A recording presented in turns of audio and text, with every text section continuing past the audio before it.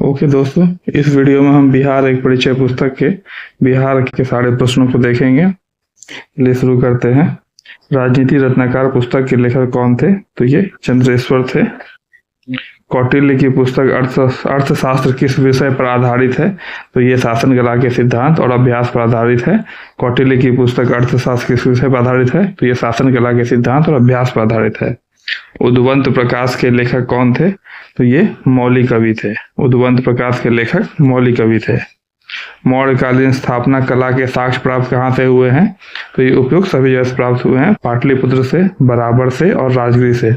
मौर्यकालीन स्थापना कला के साक्ष्य पाटलिपुत्र, बराबर और राजगीर से प्राप्त हुए हैं। बिहार पर गढ़वालों के आधिपत्य का प्रमाण कहाँ से मिला है? तो ये हमें मिलता है मनेर तानपत्र से। बिहार में गढ़वालों के आधिपत्य का प्रमाण हमें मिलता है मनेर तानपत्र से। बिहार में तुर्क राजवंश के अभिलेख कहाँ से प्राप्त हुए, किस वंश से प्राप्त हुए हैं? तुगलक वंश के प्राप्त हुए हैं। बिहार में किस तुगलक राजवंश के अभिलेख प्राप्त हुए हैं? तो तुगलक वंश के। बिहार के किस क्षेत्र के संबंध में बसातीनुल उन्स एक मूल्यवान स्रोत है? तो तिरहुत क्षेत्र के संबंध में। बिहार के किस क्षेत्र के संबंध में बसातीनुल उन्स एक मूल्यवान स्रोत है? तो तिरहुत के संबंध में। बिहार आने वाले महत्वपूर्ण चीनी यात्री का नाम क्या है? तो सारे के सारे यात्री बिहार आए हैं। फाहियान, युवांगचुआंग, इत्सिंग, इसको याद रखेंगे। मुगल काल में बिहार आने वाला प्रथम विदेशी यात्री कौन था? मुल्ला तकिया। मुगल काल में बिहार आने वाला प्रथम विदेशी यात्री मुल्ला तकिया था। निम्नलिखित यूरोपीय यात्रियों में कौन बिहार नहीं आया था? फ्रांसिस बर्नी, ये बिहार नहीं आया था। बाकी मैनरिक, जॉन मार्शल, पीटर मुंडी, सारे लोग बिहार आए थे। बहारिस्ताने गैबी किसकी रचना है? मिर्जा नाथन। बहारिस्ताने गैबी मिर्जा नाथन की रचना है। प्राचीन बिहार के इतिहास के जानकारी का मुख्य स्रोत क्या है?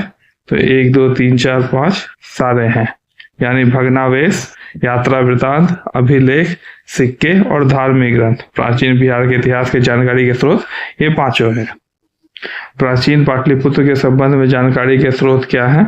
उपयुक्त सभी हैं, भग्नावशेष, यात्रा वृतांत, धार्मिक ग्रंथ। प्राचीन पाटलिपुत्र के संबंध में। आगे बढ़ते हैं। बिहार में मौर्यकालीन अभिलेख कहाँ से प्राप्त हुए हैं?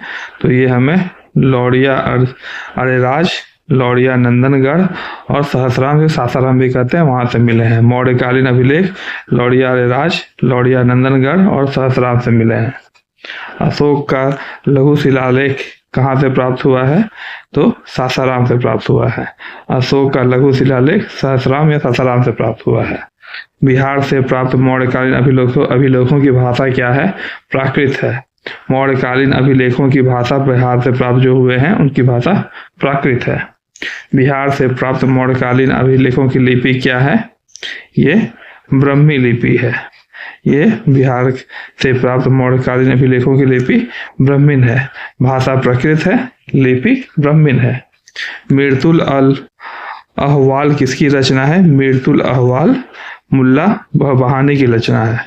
मीरतुल अहवाल मुल्ला बहानी की रचना है। मध्यकालीन मिथिला के इतिहास के स्रोत में से महत्वपूर्ण है। मध्यकालीन मिथिला के इतिहास के स्रोत में सारे महत्वपूर्ण है। कीर्ति लता, वर्ण रत्नाकर, कीर्ति पताका। बिहार में धातु प्रस्तर युगीन अवशेष मिले हैं। धातु प्रस्तर युग अवशेष कहाँ से मिले हैं? चिरान छपरा से, मनेर से, चेचर वैशाली और सोनपुर से। प्रस्तर युगीन अवशेष हमें इन तीनों जगह से मिले हैं। बिहार के गया जिले में अवसर से प्राप्त अभिलेखों में किस राजवंश के बारे में जानकारी मिलती है? परवर्ती गुप्त वंश के बारे में। गया जिले के अवसर से परवर्ती गुप्त वंश के बारे में जानकारी मिलती है, जो हमें अभिलेख मिले हैं। बिहार प्रांत के आरा से प्राप्त देवबरना का लेख तथा शाहपुर, पटना एवं मंदार से प्राप्त लेखों की जानकारी मिलती है हमें किसके बारे में? परवर्ती गुप्त वंश के बारे में। आरा से प्राप्त, शाहपुर, पटना एवं मंदार से प्राप्त परवर्ती गुप्त वंश के बारे में, परवर्ती गुप्त के बारे में। पाल शासकों के बारे में जानकारी हमें कहाँ से मिलती है? तो उपयुक्त सभी। तो देवपाल के मुंगेर अभिलेख से, नारायण पाल का भागलपुर ताम्रपत्र अभिलेख से, और महिपाल प्रथम के नालंदा एवं मुजफ्फरपुर अभिलेख से। तो ये तीनों से। बिहार के लिए सर्वाधिक प्राचीन साहित्यिक स्रोत है अथर्ववेद। सर्वाधिक प्राचीन साहित्यिक स्रोत बिहार के लिए अथर्ववेद है। बिहार में स्थित महाजनपदों के बारे में जानकारी हमें कहाँ से मिलती है? तो अंगुत्तर निकाय से। महाजनपदों के बारे में अंगुत्तर निकाय से मिलती है। नालंदा के सराय टीला में उत्खनन से प्राप्त हमें क्या हुआ है? नालंदा के सराय टीला से पाल काल का बौद्ध विहार। नालंदा के सराय टीला से हमें पाल काल का बौद्ध विहार प्राप्त हुआ है। बौद्ध साहित्य विनय पिटक एवं दिग्पिटक से जानकारी मिली है हमारे ए और बी दोनों के बारे में। मगध के राजतंत्र एवं वैशाली के गणतंत्रों के बारे में और मोरेश्वर बिहार के बारे में। बौद्ध साहित्य विनय पिटक एवं दिग्पिटक से हमें इन दोनों के बारे में जानकारी मिली है। बिहार में बड़े पैमाने पर उत्खनन कार्य करवाने वाला तथा कई प्राचीन स्थलों की खोज करने वाले पुरातत्ववेत्ता कौन थे? कनिंघम। बिहार में उत्खनन कार्य कराने वाले मुख्यतः थे कनिंघम। नालंदा में स्थित बड़ा गांव का पता किसने लगाया? कनिंघम। नालंदा में स्थित बड़ा गांव का। पुरातत्ववेत्ता कनिंघम ने बिहार में किन जगहों की खोज की थी? उपयोग सभी। केसरिया स्तूप चंपारण, लौड़िया रेराज का अशोक स्तंभ, बसाड़ के अवशेषों के आधार पर वैशाली के प्राचीन स्थल, इनकी सारे की खोज कनिंघम ने की। विदेह के राजा जनक ने निष्क या सुवर्ण का सतनाम उपहार में दिए, या कहाँ वर्णित है? ये बृहदारण्यक उपनिषद में उपनिषद है। विदेह के राजा जनक ने निष्क या सुवर्ण या सतनाम उपहार में दिए थे, ये इसकी जानकारी हमें बृहदारण्यक उपनिषद से मिलती है। बिहार में प्राप्त मौर्य अभिलेखों की लिपि क्या है? तो ये सारे लिपि की हमें मिलती है खरोष्टी, अरमाइक, ग्रीक।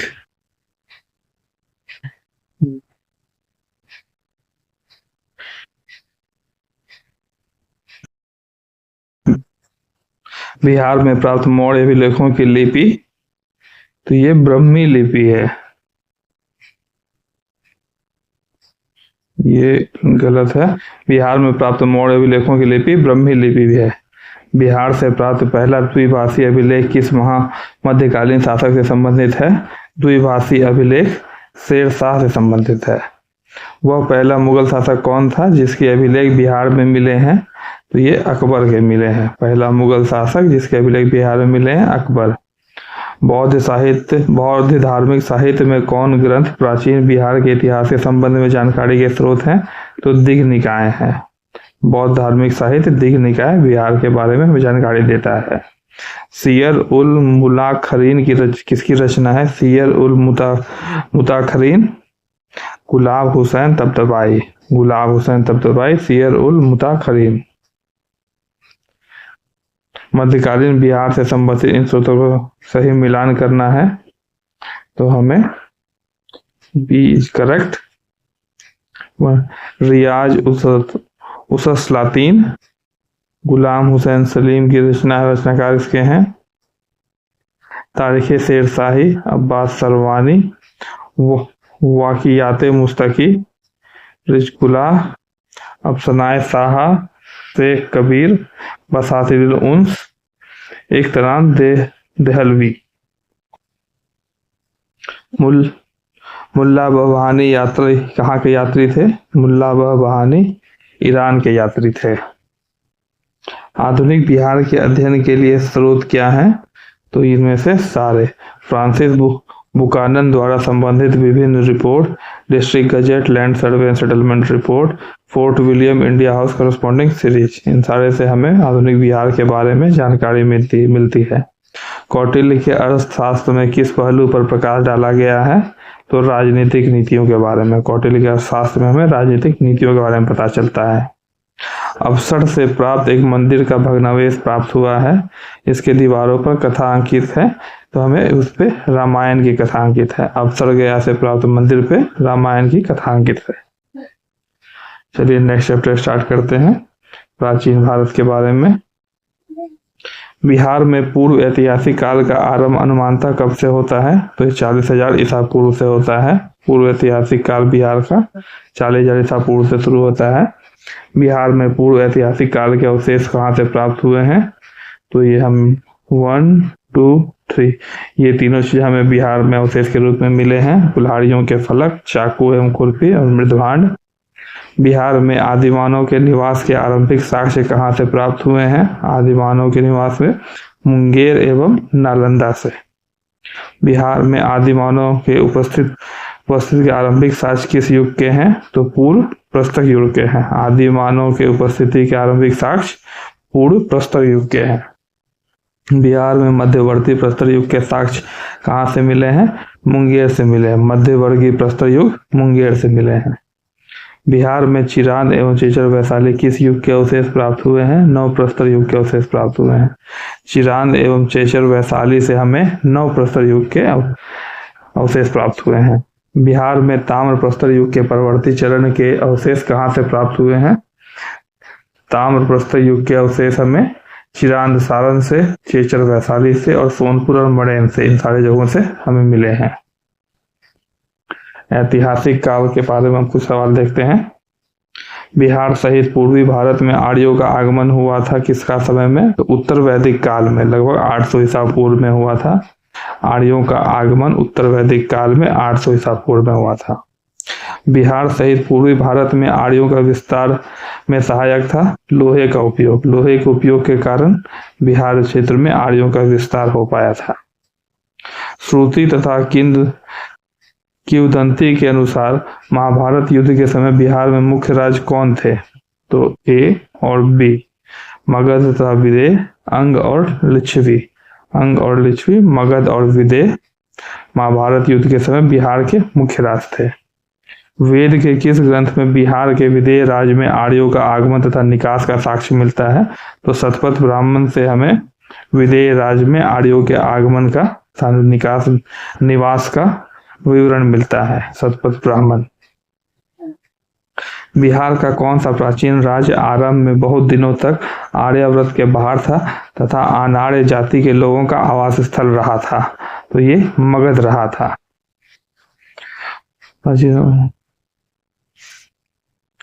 बिहार में उपनिषद काल में ब्राह्मण धर्म तथा ज्ञान का महान केंद्र कौन सा था? तो विदेह था। उपनिषद काल में ब्राह्मण धर्म तथा ज्ञान का महान केंद्र विदेह था। अथर्ववेद में व्रात्य शब्द का प्रयोग किस राज्य के लोगों के लिए किया गया है? तो मगध के लिए किया। अथर्ववेद में व्रात्य का, मगध, दोनों को याद रखेंगे। बिहार का कौन सा राज्य उत्तर वैदिक काल का एक महत्वपूर्ण राज्य था? तो ये विदेह था। उत्तर वैदिक काल का महत्वपूर्ण राज्य विदेह था। बिहार के भौगोलिक क्षेत्र की चर्चा सर्वप्रथम किस साहित्यिक रचना से मिलती है? भौगोलिक क्षेत्र की चर्चा हमें शतपथ ब्राह्मण से मिलती है, बिहार के भौगोलिक क्षेत्र की। चलिए महाजनपद के कुछ सवालों को देखते हैं। 6ठी शताब्दी ईसा पूर्व में भारत में 16 महाजनपदों का उदय हुआ था। इसमें कितने महाजनपद वर्तमान बिहार के क्षेत्रों में स्थित हैं? तो ये 3 है। 16 महाजनपद जो बिहार के क्षेत्र में थे, उसमें से अभी वर्तमान बिहार में क्षेत्रों में स्थित थे, 3 स्थित थे। इसकी जानकारी हमें बौद्ध धर्म के अंगुत्तर निकाय से मिलती है। टोटल भारत के 16 जनपदों में से 3 भारत में स्थित थे। निम्नलिखित में से कौन सा महाजनपद वर्तमान बिहार के क्षेत्र में स्थित नहीं है? तो वत्स, ये स्थित बिहार में नहीं है। बाकी अंग, वज्जी तथा मगध, ये बिहार में ये तीनों स्थित है महाजनपद। बिहार के किस क्षेत्रों में अंग महाजनपद स्थित था? तो अंग महाजनपद भागलपुर और मुंगेर में स्थित था। यहाँ की भाषा अभी भी अंगिका बोलते हैं, यहाँ की बोली जाने भाषा को, तो ये कहीं ना कहीं अंग से इंस्पायर्ड है। अंग महाजनपद की राजधानी थी चंपा। अंग महाजनपद की राजधानी चंपा थी। बिहार के पटना तथा गया का जिला किस महाजनपद में स्थित था? तो पटना तथा गया का जिला हमें मगध महाजनपद में था।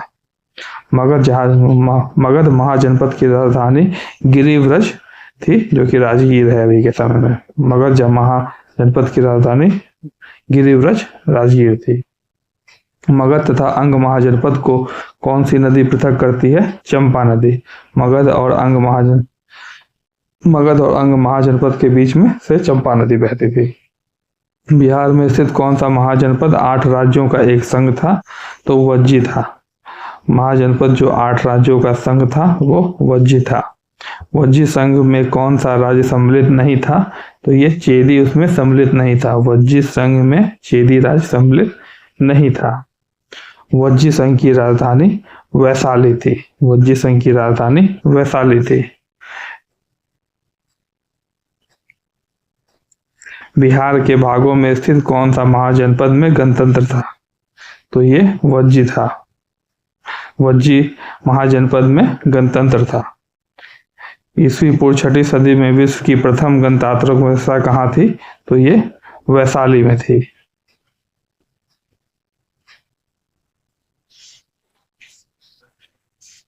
ईस्वी पूर्व 6वीं सदी में विश्व की प्रथम गणतांत्रिक व्यवस्था कहाँ थी? तो ये वैशाली में थी। मगध की प्रथम राजधानी कौन सी थी? तो ये गिरिव्रज या राजगृह थी। मगध की प्रथम राजधानी गिरिव्रज या राजगृह थी। प्राचीन भारत में 16 महाजनपदों में एक था अंग। प्राचीन भारत के 16 महाजनपदों में एक अंग था।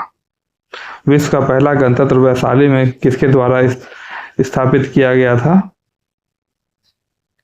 तो ये लिच्छवियों के द्वारा स्थापित किया गया था। विश्व का पहला गणतंत्र वैशाली लिच्छवियों के द्वारा स्थापित किया गया था। अब हम जैन धर्म के कुछ सवालों को देखते हैं। जैन धर्म के वास्तविक संस्थापक और 24वें एवं अंतिम तीर्थकार महावीर का जन्म कहाँ हुआ था? ये कुंडल में हुआ था। तो महावीर 24वें और अंतिम तीर्थकर थे बौद्ध जैन धर्म के, और इनका जन्म कुंडग्राम में हुआ था। महावीर के बचपन का नाम वृद्धमान था।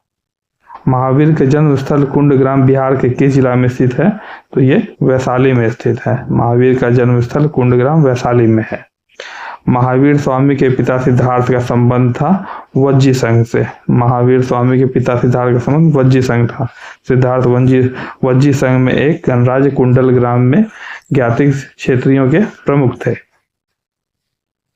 महावीर स्वामी की माता त्रिशला विजय दत्ता राजकुमारी लिच्छवी की वो राजकुमारी थी। महावीर स्वामी की माता लिच्छवी की राजकुमारी थी। महावीर स्वामी ने अपना अंतिम उपदेश कहाँ दिया था? तो पावापुरी में दिया था, जो कि बिहार के नालंदा जिले में है। महावीर स्वामी ने अपना अंतिम उपदेश पावापुरी में दिया था, जो नालंदा जिले में है। महावीर की मृत्यु पावापुरी में हुई थी। प्रथम जैन संगीति का आयोजन कहाँ हुआ था? प्रथम जैन संगीति का आयोजन पाटलिपुत्र में हुआ था। प्रथम जैन संगीति का आयोजन किसके शासनकाल में हुआ था? तो ये चंद्रगुप्त मौर्य के रूप में हुआ था। प्रथम जैन संगीति का आयोजन चंद्रगुप्त मौर्य के रूप में हुआ था। प्रथम जैन संगीति की अध्यक्षता किसने की थी? तो स्थूलभद्र ने की थी। प्रथम जैन संगीति की स्थापना स्थूलभद्र ने की थी। प्रथम जैन संगीति का आयोजन पाटलिपुत्र में हुआ था, जिसमें कौन से कार्य हुए थे? तो जैन धर्म के महत्वपूर्ण 12 अंगों का प्रणयन किया गया था एवं जैन धर्म के 2 भाग श्वेतांबर और दिगंबर का विभाजन हुआ था।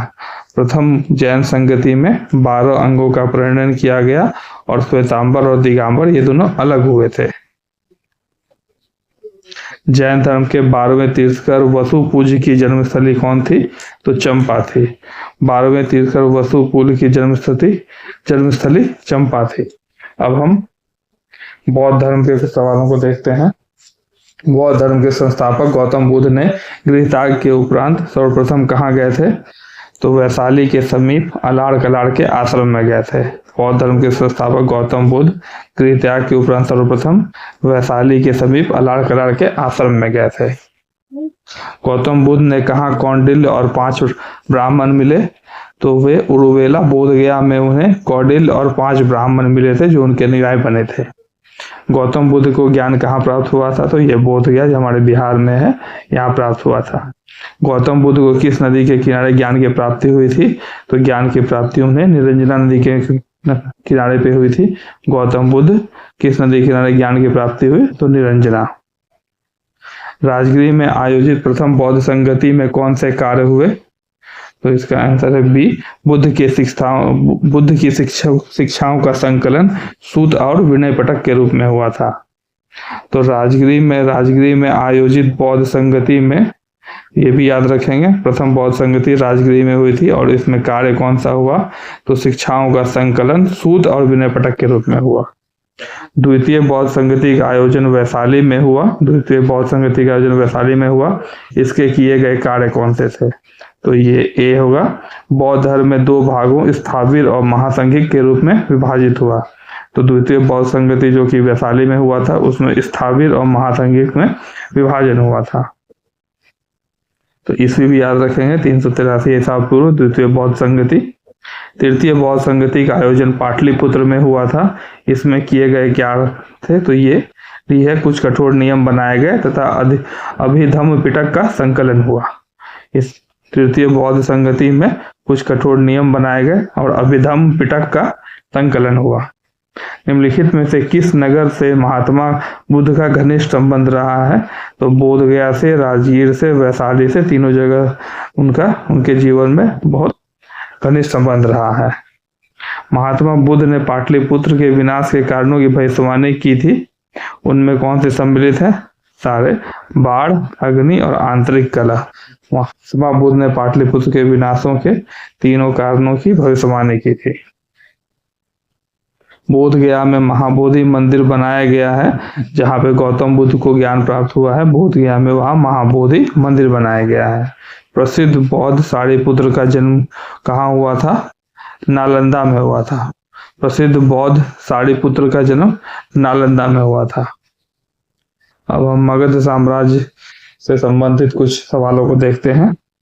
प्राचीन भारत में साम्राज्यवाद की शुरुआत और विकास का श्रेय किसे दिया जाता है, तो ये मगध को दिया जाता है। प्राचीन भारत में साम्राज्यवाद की शुरुआत और विकास का श्रेय मगध को दिया जाता है।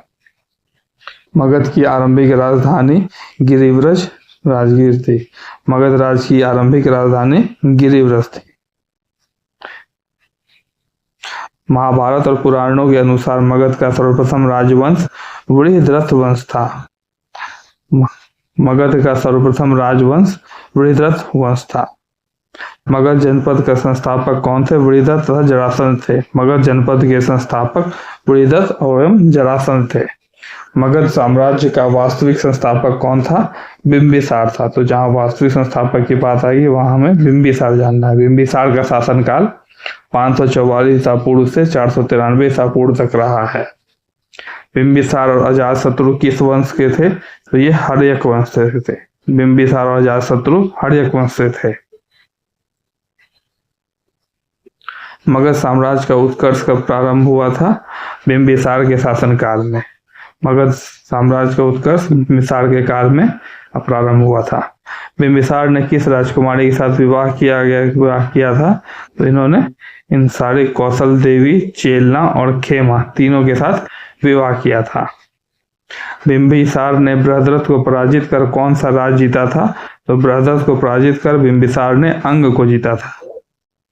हर्यक वंश का दूसरा शासक अजातशत्रु था। हर्यक वंश का दूसरा शासक अजातशत्रु था। अजातशत्रु 493 से 461 ईसा पूर्व ने अपने पिता बिंबिसार की हत्या कर सत्ता प्राप्त की थी। राजगीर में दुर्ग तथा स्तूप की स्थापना मगध के किस शासक ने की, तो ये अजातशत्रु ने की थी। राजगीर में दुर्ग तथा स्तूप की संरचना अजातशत्रु ने की थी। वज्जी संघ के लिच्छवियों को पराजित करने वाला मगध का शासक था अजातशत्रु। वज्जी संघ के लिच्छवियों को पराजित करने वाला मगध का शासक अजातशत्रु था। वज्जी संघ के लिच्छवियों को। अजातशत्रु के साथ प्रेम संबंध के लिए चर्चित नर्तकी आम्रपाली कहाँ की थी, तो ये वैशाली की थी। अजातशत्रु के साथ प्रेम प्रसंग आम्रपाली का था, जो कि वैशाली की थी। अजातशत्रु ने किस राज्य के साथ युद्ध में प्रथम बार रथमूसल तथा महाशिलकंटक नामक हथियारों का प्रयोग किया था, तो लिच्छवी के साथ। तो अजातशत्रु ने दो बहुत इंपॉर्टेंट हथियारों का इस्तेमाल किया था, रथमूसल तथा महाशिलाकंटक। वो किसके अगेंस्ट किया था, तो लिच्छवी के अगेंस्ट किया था। प्रथम मगध साम्राज्य का उत्कर्ष किस शताब्दी में हुआ था, मगध साम्राज्य का उत्कर्ष ईसा पूर्व 6ठी शताब्दी में हुआ था। आगे बढ़ते हैं। पाटलिपुत्र नगर की स्थापना किस शासक ने की थी? उदयीन ने की थी। पाटलिपुत्र नगर की स्थापना उदयीन ने की थी। किस राजा ने पाटलिपुत्र को सर्वप्रथम मगध की राजधानी बनाया? उदयीन ने। पाटलिपुत्र को सर्वप्रथम मगध की राजधानी उदयीन ने बनाया। हर्यक वंश का अंतिम शासक नागदासक था। हर्यक वंश का अंतिम शासक नागदासक था। हर्यक वंश के उपरांत मगध पर किस वंश की सत्ता स्थापित हुई? ये शिशुनाग वंश की हुई थी। हर्यक वंश के उपरांत मगध पर किस वंश की सत्ता स्थापित हुई? तो ये शिशुनाग वंश की हुई थी। सर्वप्रथम मगध के किस शासक ने गिरिव्रज राजगिरी के अतिरिक्त वैशाली को भी अपनी राजधानी बनाया? तो शिशुनाग ने।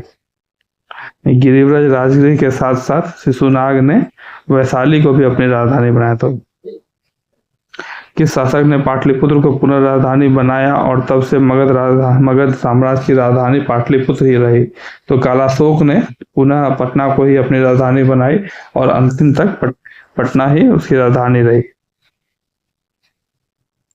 द्वितीय बौद्ध संगीति का आयोजन किसके शासनकाल में हुआ था? द्वितीय बौद्ध संगीति का आयोजन कालाशोक के समय पे हुआ था। द्वितीय बौद्ध संगीति का आयोजन कहाँ हुआ था? द्वितीय बौद्ध संगीति का आयोजन वैशाली में हुआ था। 383 ईसा पूर्व में हुआ था, ये भी याद रखेंगे। द्वितीय बौद्ध संगीति की अध्यक्षता साब करीम ने की थी। द्वितीय बौद्ध संगीति की अध्यक्षता साब करीम ने की थी। नंद वंश का संस्थापक कौन था? महापद्म नंदन था। नंद वंश का संस्थापक महापद्म नंद था। मगध के किस शासक को कली और अंश परशुराम अवतार, क्षत्रियों का नाशक, सर्वछत्रातक, एक छत्र और एक राट कहा गया है? महापद्म नंद को कहा गया है। ये सब उसके एक तरह से निकनेम थे। कली का अंश, परशुराम अवतार, क्षत्रियों का नाशक, सर्वछत्रातक, एक छत्र एक राट, ये सब उसके दूसरे नाम थे। नंदवंश का ये सबसे प्रतापी राजा था। नंदवंश का अंतिम शासक कौन था? तो ये धनानंद था। नंदवंश का अंतिम शासक धनानंद था। प्रथम बौद्ध संगति का आयोजन किसके शासनकाल में हुआ था? अजातशत्रु में। प्रथम बौद्ध संगति का आयोजन अजातशत्रु के समय हुआ था, 483 ईसा पूर्व। प्रथम बौद्ध संगति का आयोजन कहाँ हुआ था? तो ये राजगिरी में हुआ था। प्रथम बौद्ध संगति का आयोजन राजगिरी में हुआ था। प्रथम बौद्ध संगति की अध्यक्षता किसने की थी? तो ये महाकश्यप ने की थी। प्रथम बौद्ध संगति की अध्यक्षता महाकश्यप ने की थी। मगध साम्राज्य में कलिंग का विलय सर्वप्रथम किसने किया था? मगध साम्राज्य में कलिंग का विलय महापद्म नंद ने किया था। मगध साम्राज्य में कलिंग का विलय महापद्म नंद ने किया था। निम्नलिखित में से मगध का कौन सा राजा सिकंदर महान का समकालीन था? सिकंदर महान का समकालीन धनानंद था। निम्नलिखित में किस राजा ने पाटलिपुत्र को बसाया था? तो ये उदयन ने बसाया था। पाटलिपुत्र को बसाने वाला शासक था उदयन। मगध के शासक अजातशत्रु ने किसके आक्रमणों के प्रतिरोध में गंगा और सोन के संगम पर अवस्थित पाटलिपुत्र को सुरक्षित तथा किलों को सुसज्जित किया, जो आगे चलकर पाटलिपुत्र नगर बसा? तो वैशाली के वज्जियों के आक्रमण से बचने के लिए अजातशत्रु ने पटना को चारों तरफ से सुरक्षित किया था। चलिए अब मौर्य साम्राज्य के सवालों को देखते हैं। मौर्य साम्राज्य के संस्थापक चंद्रगुप्त मौर्य था। मौर्य साम्राज्य के संस्थापक चंद्रगुप्त मौर्य थे। मौर्य साम्राज्य की राजधानी पाटलिपुत्र थी। मौर्य साम्राज्य की राजधानी पाटलिपुत्र थी। चंद्रगुप्त मौर्य ने मगध की सत्ता किसकी सहायता से प्राप्त की थी? तो चाणक्य के सहायता से, जिसका नाम विष्णुगुप्त भी था। चंद्रगुप्त मौर्य ने मगध की सत्ता चाणक्य के सहायता से प्राप्त की थी। मौर्य साम्राज्य की स्थापना कब हुई थी? तो ये 320 ईसा पूर्व में हुई थी। मौर्य साम्राज्य की स्थापना 320 ईसा पूर्व में हुई थी। यूनानी दूत मेगास्थनीज किसके दरबार में पाटलिपुत्र आया था? चंद्रगुप्त मौर्य के दरबार में आया था। मेगास्थनीज चंद्रगुप्त मौर्य के दरबार में आया था। मेगास्थनीज का पाटलिपुत्र आगमन 315 ईसा पूर्व में हुआ था। मेगास्थनीज का पाटलिपुत्र में आगमन 315 ईसा पूर्व में हुआ था। चंद्रगुप्त मौर्य के दरबार में मेगास्थनीज को भेजने वाला शासक सेल्यूकस था। चंद्रगुप्त मौर्य के दरबार में मेगास्थनीज को भेजने वाला सेल्यूकस था। किस शासक के शासनकाल के समय मगध पर 12 वर्षों का भीषण अकाल पड़ा था? तो ये चंद्रगुप्त मौर्य के समय ही 12 वर्षों का भीषण अकाल पड़ा था। चंद्रगुप्त मौर्य का प्रधानमंत्री चाणक्य था। किससे मुक्ति दिलाने के कारण चंद्रगुप्त मौर्य को भारत का मुक्तिदाता कहा गया था? तो चंद्रगुप्त मौर्य ने भारत को यूनानियों से मुक्त किया था।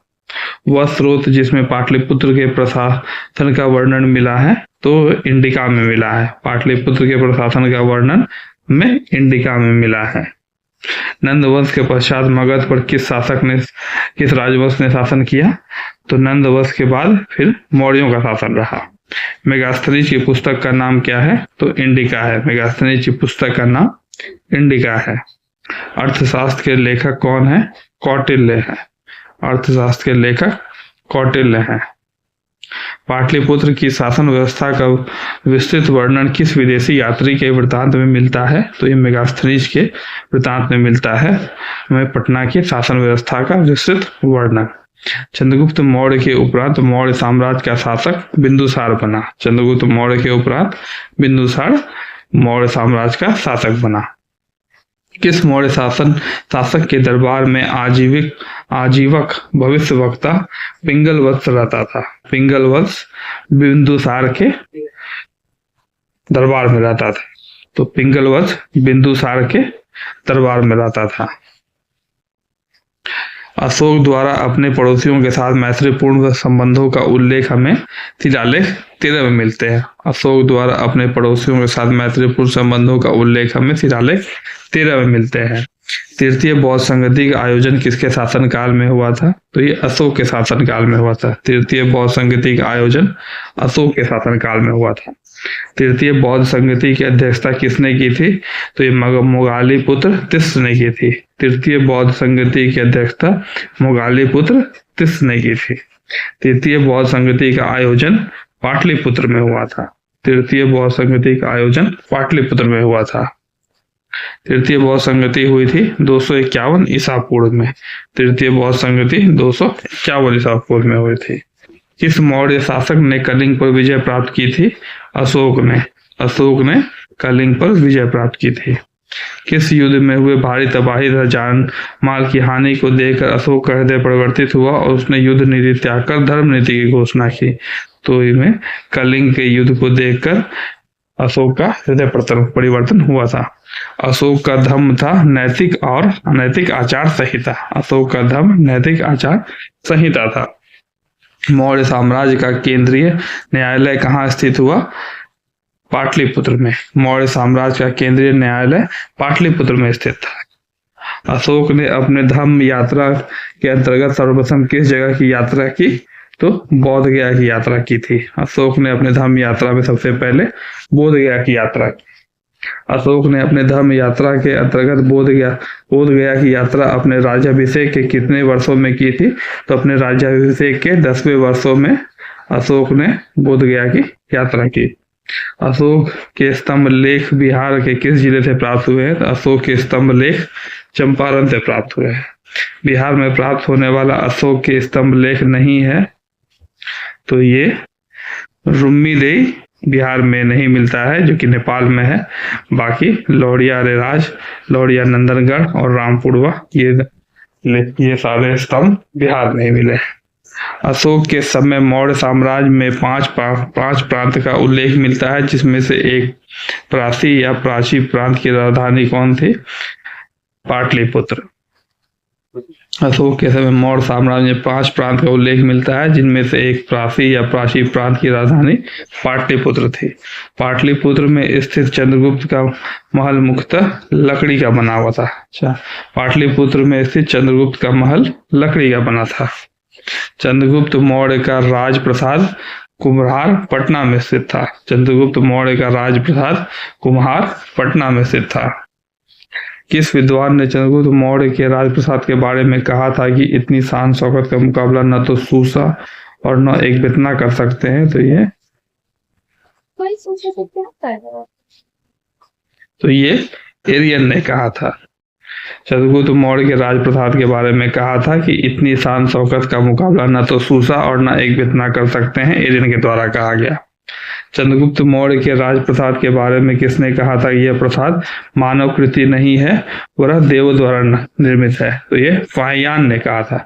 चंद्रगुप्त मौर्य के राजप्रसाद के बारे में यह प्रसाद मानव कृति नहीं बल्कि देवों द्वारा निर्मित है, यह फाहियान के द्वारा कहा गया था।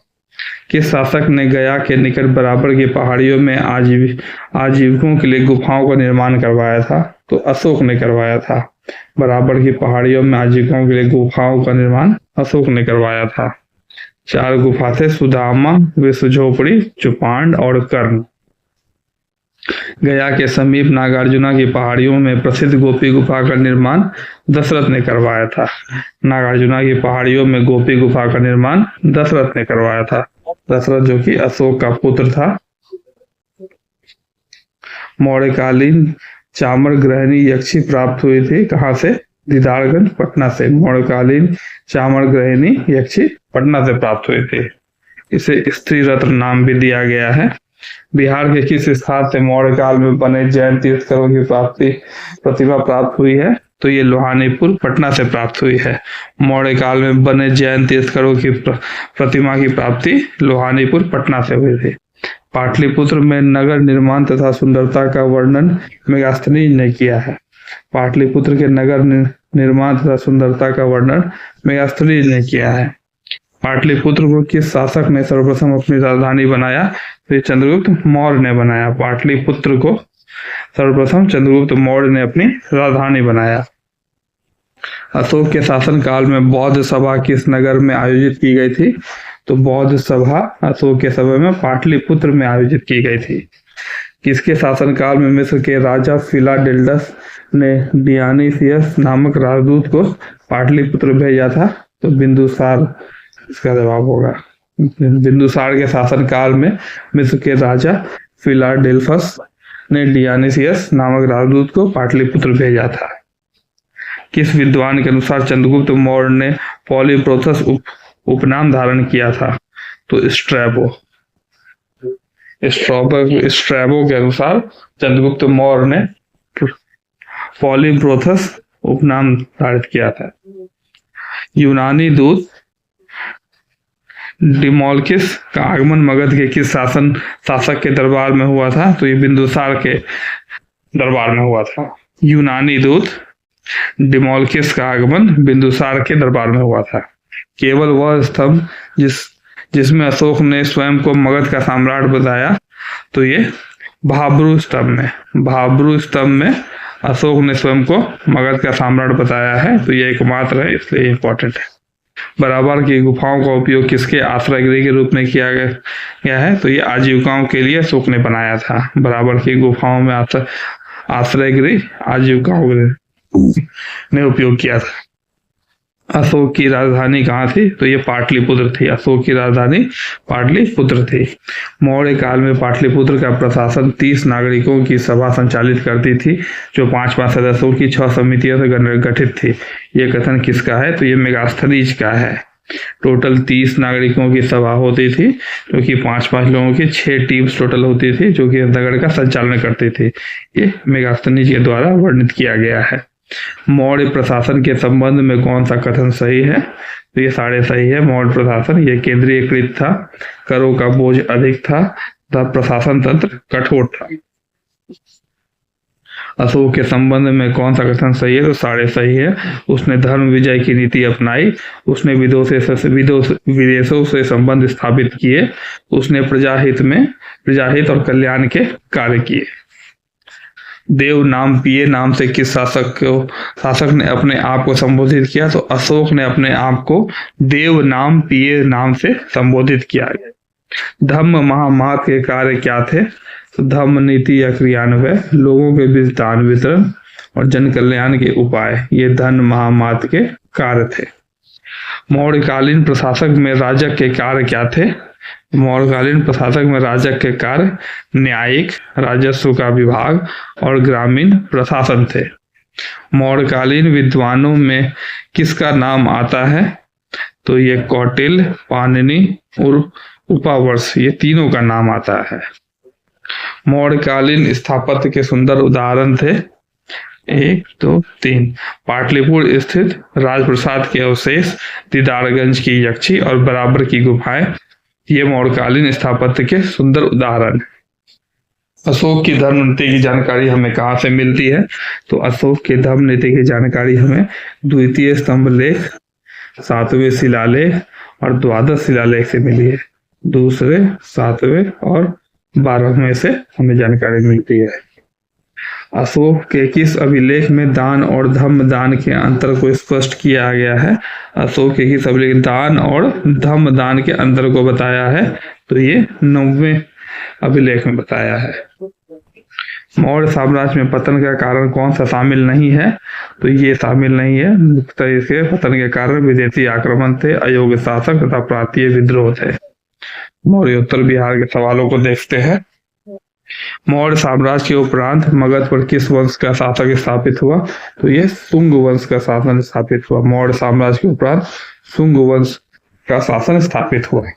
इनका शासनकाल 185 ईस्वी से 75 ईसा पूर्व तक रहा। शुंग वंश के संस्थापक पुष्यमित्र थे। शुंग वंश के संस्थापक पुष्यमित्र थे। इनका शासनकाल 185 ईसा पूर्व से 149 ईसा पूर्व तक रहा। किस शुंग शासक ने पाटलिपुत्र में स्थित कुक्कुटराम विहार में 3 बार नष्ट करवाने का प्रयत्न किया था? तो ये पुष्यमित्र ने किया था। शुंग शासक ने पाटलिपुत्र में स्थित कुक्कुटराम विहार को नष्ट करवाने का प्रयत्न 3 बार किया था। पुष्यमित्र ने ब्राह्मण धर्म का पुनरुद्धार तथा बौद्ध के साथ उत्पीड़क और आक्रामक व्यवहार किया था। पाटलिपुत्र पर यवन डेमेट्रियस का आक्रमण किस वंश के समय हुआ? तो यह शुंग वंश के समय हुआ था। यवन डेमेट्रियस का आक्रमण शुंग वंश के समय पे हुआ था। पाटलिपुत्र पर डेमेट्रियस का आक्रमण 185 ईसा पूर्व में हुआ था। डेमेट्रियस का आक्रमण 185 ईसा पूर्व में हुआ था। मगध में प्रथम ब्राह्मण राज्य स्थापित पुष्यमित्र ने किया था। प्रथम ब्राह्मण राज्य मगध में पुष्यमित्र ने स्थापित किया था। शुंग वंश के पतन के बाद मगध पर किस वंश का शासन हुआ? तो यह कान वंश का हुआ था। शुंग के बाद मगध पर कान वंश का हुआ था। तो ये 75 ईसा पूर्व से 30 ईसा पूर्व तक रहा। कान वंश का संस्थापक वसुदेव थे। कान वंश का संस्थापक वसुदेव थे।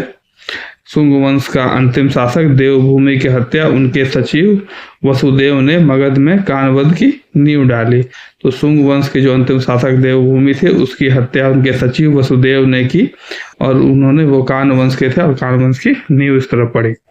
कान वंश की सत्ता समाप्त की थी आंध्र सातवाहनों ने। तो कान वंश की सत्ता आंध्र सातवाहनों ने समाप्त की थी। कान वंश के उपरांत पाटलिपुत्र पर कुछ समय के लिए किस वंश के राजाओं ने शासन किया? तो मित्र वंश ने। कान वंश के उपरांत मित्र वंश ने कुछ समय तक के लिए पाटलिपुत्र पर शासन किया। शुंग कला के उत्कृष्ट नमूने बिहार के किस स्थान से प्राप्त होते हैं? तो ये बोधगया से प्राप्त होते हैं। शुंग कला के उत्कृष्ट नमूने बोधगया से प्राप्त होते हैं। कनिष्क ने पाटलिपुत्र में किस बौद्ध विद्वान को अपने दरबार में आश्रय दिया? अश्वघोष। कनिष्क ने पाटलिपुत्र में किस बौद्ध विद्वान को अपने दरबार में प्रयत्न दिया? अश्वघोष। मगध पर शासन करने वाले राजवंश का सही क्रम क्या है? तो हर्यक, शिशुनाग, नंद, मौर्य, सुन्न, कान। तो इसको याद करें, काफी इंपॉर्टेंट रहेगा ये। हर्यक, शिशुनाग, नंद, मौर्य, शुंग, कान। शुंग वंश की राजधानी पाटलिपुत्र थे। शुंग वंश की राजधानी पाटलिपुत्र थी। कान की राजधानी भी पाटलिपुत्र ही थी। कलिंग शासक खारवेल ने मगध पर आक्रमण कब किया था? तो 1ली शताब्दी ईसा पूर्व में। कलिंग शासक खारवेल ने मगध पर आक्रमण 1ली शताब्दी ईसा पूर्व में किया था। कलिंग नरेश खारवेल में कहां से कीमती उपहार प्राप्त किया? अंग और मगध से। उपहारों में जिन की प्रतिमा तथा पद चिन्ह शामिल है। कुषाण साम्राज्य के पतन के उपरांत संभवतः मगध पर किसका शासन रहा था? तो कुषाण के बाद लिच्छवियों का शासन रहा था। गार्गी संहिता में पाटलिपुत्र पर यवनों का आक्रमण का उल्लेख है। यह आक्रमण किसके शासन काल में हुआ था? तो पुष्यमित्र शुंग के काल में हुआ। गार्गी संहिता में पाटलिपुत्र पर यवनों के आक्रमण के अवशेष मिले। यह पुष्यमित्र शुंग के समय के शासन काल में हुआ था। सुप्रसिद्ध बौद्ध विद्वान अश्वघोष को प्रश्रय देने वाला शासक कौन था? तो ये कनिष्क था। गुप्तकालीन बिहार के बारे में कुछ सवाल हम देखते हैं। चंद्रगुप्त प्रथम का राज्याभिषेक कहाँ हुआ था? तो ये पाटलिपुत्र में हुआ था। चंद्रगुप्त प्रथम का राज्याभिषेक पाटलिपुत्र में हुआ था। चंद्रगुप्त के पाटलिपुत्र में राज्याभिषेक और गुप्त वंश की स्थापना का वर्ष कौन सा था? तो 320 ईसा पूर्व में ही चंद्रगुप्त का पाटलिपुत्र में राज्याभिषेक हुआ और गुप्त वंश की स्थापना हुई। किस शासनकाल ने वैशाली के लिच्छवी राजकुमारी कुमार देवी से विवाह किया था? लिच्छवी की राजकुमारी जो की थी, तो चंद्रगुप्त प्रथम ने लिच्छवी की राजकुमारी कुमार देवी से विवाह किया। चंद्रगुप्त प्रथम ने 320 ईस्वी में महाराजाधिराज की उपाधि धारण की थी पाटलिपुत्र में। चंद्रगुप्त मौर्य ने 320 में पाटलिपुत्र में महाराजाधिराज की उपाधि धारण की। किस शासक ने स्वयं को लिच्छवी दोहित्र कहा? तो समुद्रगुप्त ने स्वयं को लिच्छवी दोहित्र कहा। बिहार में गुप्त शक्ति के संगठन का श्रेय किसे दिया जाता है? तो ये चंद्रगुप्त द्वितीय को दिया जाता है। बिहार में गुप्त संगति का संगठन का श्रेय चंद्रगुप्त द्वितीय को दिया जाता है। गुप्त साम्राज्य की प्रथम राजधानी पाटलिपुत्र थी। गुप्त साम्राज्य की प्रथम राजधानी पाटलिपुत्र थी। किस शासक ने श्रीलंका के राजा मेघवर्मन ने गया में एक बौद्ध मठ स्थापित करने की अनुमति मांगी थी? तो समुद्रगुप्त। श्रीलंका के राजा मेघवर्मन ने गया में एक बौद्ध मठ की स्थापना करने की अनुमति समुद्रगुप्त से मांगी थी। नालंदा विश्वविद्यालय की स्थापना का युग गुप्त है। गुप्त युग में नालंदा विश्वविद्यालय की स्थापना हुई थी। नालंदा विश्वविद्यालय के संस्थापक कौन थे? तो कुमारगुप्त नालंदा विश्वविद्यालय के संस्थापक थे। बोधगया के महाबोधि मंदिर की स्थापना गुप्त काल में ही हुई थी। बोधगया के महाबोधि मंदिर की स्थापना गुप्त काल में हुई थी। चीनी यात्री फाहियान कितने समय तक पाटलिपुत्र में रहा था? तो चीनी यात्री फाहियान 3 साल तक पाटलिपुत्र में रहा था। चंद्रगुप्त द्वितीय के शासन काल में फाहियान भारत भ्रमण पर आया था। इसका उद्देश्य बौद्ध पांडुलिपियां प्राप्त करना था। आर्यभट्ट का संबंध किस नगर से है? तो आर्यभट्ट का संबंध पाटलिपुत्र से है। गुप्त काल की एक सुंदर कार्तिकेय की मूर्ति किस जिले से प्राप्त हुई है? तो ये शाहाबाद से हुई है। गुप्त काल की सुंदर कार्तिकेय की मूर्ति शाहाबाद से प्राप्त हुई है। बिहार में 7.5 फीट ऊंची बुद्ध देव की एक पीतल की मूर्ति सुल्तानगंज से प्राप्त हुई है। 7.5 फीट ऊंची बुद्ध देव की पीतल की मूर्ति सुल्तानगंज से प्राप्त हुई है। राजगीर के मणिनाग मंदिर में पत्थर पर खोदे हुए गणेश, विष्णु तथा नाग नागिनों का चित्र है। यह किस काल का है? तो यह गुप्त काल का है। राजगीर के मणिनाग मंदिर में पत्थर पर खोदे हुए गणेश, विष्णु तथा नाग नागिनों का चित्र गुप्त काल का है। राजगृह में स्थित जरासंध की बैठक का निर्माण किस काल में हुआ? तो यह गुप्त काल में हुआ था। राजगृह में स्थित जरासंध की बैठक का निर्माण गुप्त काल में हुआ। तीर भुक्ति या आधुनिक दरभंगा जिसे कहा जाता है कि राज्यपाल कौन थे? तो गोविंदगुप्त तीर भुक्ति के राज्यपाल थे। गोविंदगुप्त चंद्रगुप्त द्वितीय का छोटा पुत्र था। बिहार में बौद्ध विहार का प्राचीनतम केंद्र नालंदा था। बौद्ध विहार का प्राचीनतम केंद्र बिहार में नालंदा था। नालंदा विश्वविद्यालय किस लिए प्रसिद्ध था?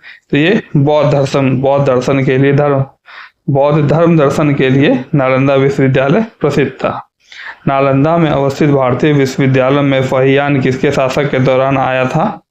तो फाहियान चंद्रगुप्त विक्रमादित्य के शासन के दौरान आया था। किसने यह वर्णन किया कि मध्य भारत के सभी देशों में मगध देश में सर्वाधिक नगर हैं? धनपतियों ने यहाँ चिकित्सालय बनवाए जहाँ रोगियों का मुफ्त भोजन तथा दवाएं दी जाती है। ये फाहियान ने अपनी यात्रा वृत्तांत में इसका वर्णन किया है। गुप्त संवत का आरंभ 320 ईस्वी से शुरू होता है। गुप्त संवत का आरंभ 320 ईस्वी से होता है। निम्नलिखित शासकों में से किसे भारत का नेपोलियन कहा जाता है? तो समुद्रगुप्त को भारत का नेपोलियन कहा जाता है। सौराष्ट्र और मालवा क्षेत्र की विजय किस गुप्त सम्राट ने की? चंद्रगुप्त 2 विक्रमादित्य में। चंद्रगुप्त 2 जिसे विक्रमादित्य भी कहते हैं, उसने सौराष्ट्र और मालवा क्षेत्र की विजय उस पर विजय प्राप्त की। प्रयाग प्रशस्ति के रचयिता कौन थे? तो हरिसेन थे। प्रयाग प्रशस्ति के रचयिता हरिसेन थे। किस गुप्त सम्राट ने दक्षिण भारत में सफल सैन्य अभियान किए? तो ये समुद्रगुप्त थे। गुप्त सम्राट जिसने दक्षिण भारत में सफल सैनिक अभियान किए तो ये समुद्रगुप्त थे। प्रयाग प्रशस्ति में किस सम्राट के विजय अभियानों की चर्चा की गई है? तो ये समुद्रगुप्त के विजय अभियानों की चर्चा की गई है प्रयाग प्रशस्ति में। गुप्त साम्राज्य के पतन के क्या कारण थे? तो 1, 2, 3 हुनों का आक्रमण, प्रशासन का सामंती स्वरूप और कमजोर शासक गुप्त साम्राज्य के पतन के कारण थे। मगध पर मिहिर कुल का आक्रमण किस शासक के समय हुआ था? तो ये नरसिंह गुप्त के शासनकाल में हुआ था। मगध पर मिहिर कुल का आक्रमण नरसिंह गुप्त के शासनकाल में हुआ था। गुप्त काल ज्ञान विज्ञान के विकास का स्वर्णिम युग था। इसमें योगदान करने वाले विद्वान कौन थे? गुप्त काल में ज्ञान विज्ञान के क्षेत्र में योगदान देने वाले थे वराहमिहिर, आर्यभट्ट और ब्रह्मगुप्त। ये गुप्त काल में ज्ञान विज्ञान में इन्होंने काफी योगदान किया। चलिए अब मगध के परवर्ती गुप्त शासक के बारे में कुछ सवाल देखते हैं। मगध के परवर्ती गुप्त वंश का संस्थापक कौन थे? कृष्णगुप्त थे। परवर्ती गुप्त वंश के संस्थापक कृष्णगुप्त थे। इनका शासनकाल 510 से 525 ईस्वी तक रहा। मगध के किस परवर्ती गुप्त शासक ने मौखड़ी शासक को पराजित किया था? तो मौखड़ी शासक को कुमारगुप्त III ने पराजित किया था। मौखड़ी शासक ने किसे परास्त कर मगध के अधिकांश भाग को जीत लिया था? तो दामोदर गुप्त को पराजित करके अधिकांश भाग को मगध के मौखड़ी शासक ने जीत लिया था। हर्षवर्धन ने किसे मगध के क्षेत्र में अपना प्रतिनिधि बनाया था? तो माधव गुप्त को। हर्षवर्धन ने माधव गुप्त को मगध के क्षेत्र में अपना प्रतिनिधि बनाया था। हर्षवर्धन ने मृत्यु उपरांत बिहार के कुछ क्षेत्रों में कुछ समय के लिए तिब्बत की संप्रभुता स्थापित हो गई थी, जिसका अंत किसके द्वारा किया गया था? तो आदित्य सेन के द्वारा तिब्बत की संप्रभुता समाप्त की गई थी। मगध के किस परवर्ती गुप्त शासक ने अश्वमेध यज्ञ का आयोजन किया था? तो आदित्य सेन ने अश्वमेध यज्ञ का आयोजन किया गया था। मगध के परवर्ती गुप्त वंश का अंतिम शासक कौन था? तो जीवितगुप्त II था। मगध के परवर्ती गुप्त वंश का अंतिम शासक जीवितगुप्त II था। कन्नौज के शासक ने जीवितगुप्त II की हत्या कर इस वंश का अंत कर दिया था। मगध के किस परवर्ती शासक को असंख्य शत्रुओं का विजेता कहा गया है? तो कृष्णगुप्त को असंख्य शत्रुओं का विजेता कहा गया था। मगध के परवर्ती गुप्त शासक और उनकी उपाधियों से हमें मिलाना है।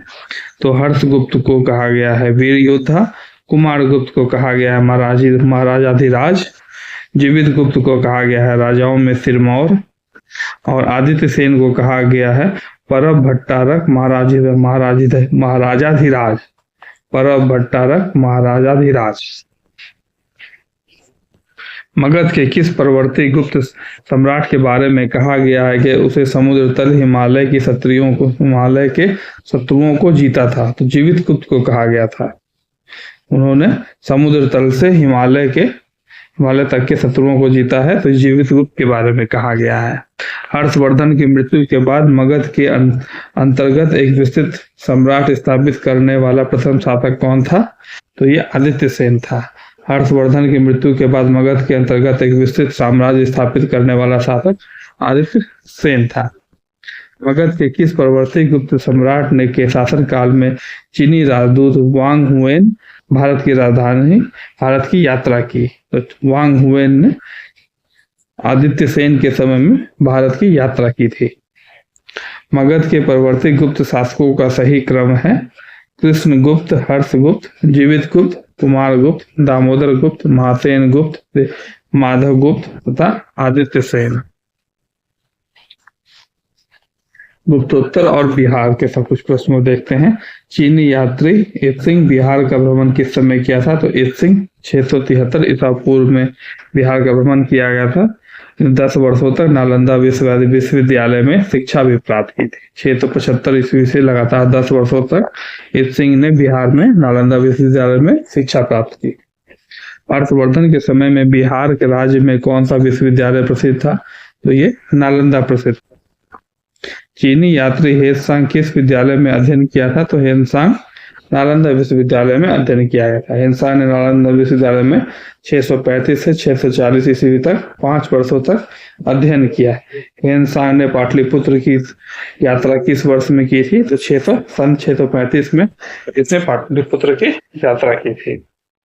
बोध गया कि महाबोधि वृक्ष को क्षति पहुंचाने वाला शासक कौन था? तो शशांक, जिसने बोध गया के महाबोधि वृक्ष को क्षति पहुंचाई थी। उदंतपुर शिक्षा केंद्र निम्न में से किस राज्य में अवस्थित है? तो उदंतपुर ये बिहार में स्थित है। पाल वंश के संस्थापक थे गोपाल। पाल वंश के संस्थापक गोपाल थे।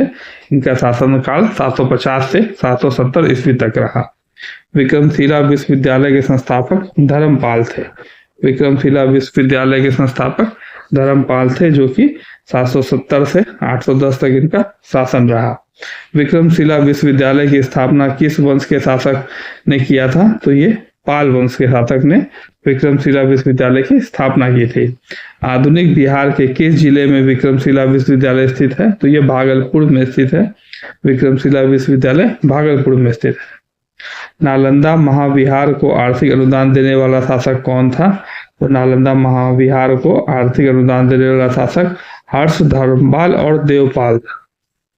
मुंगेर बिहार को अपनी राजधानी बनाने वाला पाल शासक कौन था? तो देवपाल ने मुंगेर बिहार को अपनी राजधानी बनाई थी। पाल शासकों द्वारा बौद्ध धर्म में किस संप्रदाय को विशेष प्रोत्साहन दिया गया था? तो ये महायान को विशेष प्रोत्साहन दिया गया था। किस शासक के काल में शैलेंद्र वंश के शासक ने नालंदा में एक बौद्ध मठ का स्थापना करवाया था? शैलेंद्र वंश के शासक ने देवपाल के शासनकाल में। इसके लिए देवपाल ने 5 गांव दान के रूप में भी दिए थे, जिसने शैलेंद्र वंश के शासक ने एक बौद्ध मठ का स्थापना करवाया था। नालंदा विश्वविद्यालय के खर्च के लिए किसने 200 गांवों को दान में दिया? तो धर्मपाल ने नालंदा विश्वविद्यालय खर्च के लिए 200 गांवों को दान में दिया। किस शासक ने उदंतपुरी में बौद्ध विहार की स्थापना करवाई? उदंतपुरी जो कि बिहार शरीफ में पड़ता है। गोपाल शासक ने उदंतपुरी में बौद्ध विहार की स्थापना करवाई। किसके काल में काशी की मूर्तियों के निर्माण की एक उन्नत शैली का विकास बिहार में हुआ?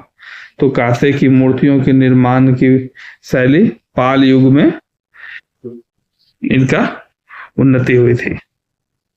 तो काशी की मूर्तियों के निर्माण की उन्नत शैली का विकास पाल युग में हुआ था। बिहार में पाल युग में कांस्य से निर्मित मूर्ति की एक उन्नत शैली का विकास हुआ। कांस्य मूर्तियों के निर्माण की इस शैली में निर्णायक देन किसकी थी? तो धीमन और विठपाल। धीमन और विठपाल की कांस्य की से मूर्ति बनाने की जो शैली विकसित हुई, उसमें काफी योगदान रहा। पालकालीन कांस्य मूर्ति कलाकार धीमन एवं विठपाल कहाँ के निवासी थे? तो ये नालंदा के निवासी थे। ये कांस्य मूर्ति कलाकार थे। पालकालीन कांस्य प्रतिमाएं साचाई में ढली हैं, इनका साक्ष्य हमें कहाँ से मिलता है? तो नालंदा एवं कुर्गिहार गया से हमें इनका साक्ष्य मिलता है। पालकालीन कांस्य प्रतिमाएं का सांचे में डली होने का साक्ष्य में नालंदा और कुर्गिहार गया से मिलता है। पालकालीन मूर्ति कलाकार धीमन एवं विठपाल समकालीन किनमें से किसके थे? तो ये धर्मपाल एवं देवपाल के समकालीन थे, धीमन और विठपाल। चित्रित पांडुलिपि अष्टसहरिक, प्रज्ञात मित और पंचरख किस युग के थे? तो ये पाल युग के थे। चित्रित पांडुलिपि अष्टसहस्रिक, प्रज्ञापरमित और पंचरक्ष ये पाल युग के थे। पालकालीन चित्रकला का भित्ति चित्र रूप कहाँ से प्राप्त हुआ है? तो ये नालंदा से प्राप्त हुआ है। चित्रकला का भित्ति चित्र हमें नालंदा में मिला है। पाल शासक अपना आदेश प्रसारित करते थे कहाँ से? तो ये पाटलिपुत्र से प्रसारित करते थे। पाल शासक अपना आदेश पाटलिपुत्र से प्रसारित करते थे। पाल काल में श्रीनगर भुक्ति किसे कहा जाता है? श्रीनगर भुक्ति मगध को कहा जाता है। फिर से देखेंगे इसे, पाल काल में श्रीनगर भुक्ति किसे कहा जाता है? तो इसे मगध को कहा जाता है। देवपाल की अनुमति से सुमात्रा के राजा बलदेव पुत्र ने कहा विदेशी विद्यार्थियों के लिए छात्रावास का निर्माण कराया था? तो नालंदा में। देवपाल से अनुमति लेके सुमात्रा के राजा बलदेव ने विदेशी विद्यार्थियों के लिए नालंदा में छात्रावास का निर्माण कराया। अब हम कर्नाट शासकों के बारे में कुछ सवाल देखेंगे। मिथिला या तिरहुत के कर्नाटक राज्य का उदय 1097-98 में किसके शासनकाल में हुआ? तो ये रामपाल के शासनकाल में हुआ था। मिथिला या तिरहुत के कर्नाटक राज्य के संस्थापक नन्यदेव थे। कर्नाटक राज्य के संस्थापक नन्यदेव थे। मिथिला के कर्नाटक शासकों की राजधानी सिमरावगढ़ थी। कर्नाटक शासकों की राजधानी सिमरावगढ़ थी। कर्नाट वंश के अंतिम शासक कौन थे? तो ये हरि सिंह अंतिम शासक थे। तो कर्नाट वंश के अंतिम शासक हरि सिंह थे। कर्नाट वंश का पूर्णतः अंत कब हुआ था? तो 1378 ईस्वी तक हुआ था। बिहार में किसके समय में पंजी प्रबंध का विकास हुआ था? तो कर्नाट शासक के समय में बिहार में पंजी प्रबंध का विकास हुआ था। तिब्बती इतिहासकार धर्म स्वामी तिरहुत आया था, किस समय आए थे? तो ये 1234 ईस्वी में आए थे। तिब्बती इतिहासकार धर्म स्वामी तिरहुत 1234 ईस्वी में आए थे। बख्तियार खिलजी के आक्रमण के समय कर्नाटक राज्य पर किसका शासन था? तो ये नरसिंह देव का था। बख्तियार खिलजी के आक्रमण के समय कर्नाटक राज्य पर नरसिंह देव का शासन था। तुर्क सेनापति तुगरिल तुगन द्वारा मिथिला पर आक्रमण की चर्चा करने वाला विदेशी यात्री कौन था? तो ये धर्मास्वामी और मुल्ला तकिया थे। तुर्क सेनापति तुगरिन तुगल द्वारा मिथिला पर आक्रमण की चर्चा करने वाला विदेशी यात्री धर्मस्वामी और मुल्ला तकिया। तुगरिन तुलन के अभियान के समय कर्नाटक राज्य के शासक कौन थे? तो ये राम सिंह देव थे। तुगरिन तुलक के अभियान के समय राम सिंह देव कर्नाटक राज्य के शासक थे। कर्नाटक शासकों में कौन एक महान समाज सुधारक था? तो हरि सिंह देव थे। कर्नाटक शासकों में हरि सिंह देव एक महान समाज सुधारक थे। पंजी प्रबंध मिथिला क्षेत्र में किसके शासनकाल में मुख्य रूप से विकसित हुआ? तो पंजी प्रबंध मिथिला में हरि सिंह देव के शासनकाल में विकसित हुआ। चलिए अब मध्यकालीन भारत के कुछ प्रश्नों को देखते हैं। बिहार का प्रथम मुस्लिम विजेता कौन थे? तो ये बख्तियार खिलजी थे। बिहार में तुर्क सत्ता का संस्थापक कौन थे? इब्ने बख्तियार खिलजी थे। तुर्क सत्ता का संस्थापक इब्ने बख्तियार खिलजी थे। इनका पूरा नाम इख्तियारुद्दीन मोहम्मद इब्ने बख्तियार खिलजी था। बख्तियार खिलजी की बिहार में पहली महत्वपूर्ण विजय कौन थी? तो ये बिहार शरीफ उदंतपुरी की थी। उनने बिहार शरीफ पर 1198 में विजय प्राप्त की। बख्तियारपुर नाम शहर की स्थापना बख्तियारपुर खिलजी ने करवाया। बिहार में तुर्क सत्ता की स्थापना 1198 में हुई थी। बिहार में तुर्क सत्ता की स्थापना 1198 में हुई थी। बख्तियार खिलजी ने अपना प्रशासनिक मुख्यालय बिहार शरीफ में बनाया था। बख्तियार खिलजी ने अपना प्रशासनिक मुख्यालय बिहार शरीफ में बनाया था। नालंदा विश्वविद्यालय को किसने ध्वस्त किया था? तो नालंदा विश्वविद्यालय को ध्वस्त करने वाला था बख्तियार खिलजी। बख्तियार खिलजी के शव को बिहार शरीफ में ही दफनाया गया है। बख्तियार खिलजी के आक्रमण के समय पाल वंशीय शासक कौन थे? तो ये इंद्रयुम्न पाल थे। बख्तियार खिलजी के आक्रमण के समय पाल वंशीय शासक इंद्रयुम्न पाल थे। बख्तियार खिलजी के आक्रमण के समय सेन वंशीय शासक कौन थे? तो ये लक्ष्मण सेन थे। बख्तियार खिलजी के आक्रमण के समय सेन वंशीय शासक लक्ष्मण सेन थे। बिहार के सूफी संतों का आगमन किस शताब्दी में हुआ था? तो 12वीं शताब्दी में बिहार में सूफी संतों का आगमन हुआ था। बिहार में आने वाले पहले सूफी संत कौन थे?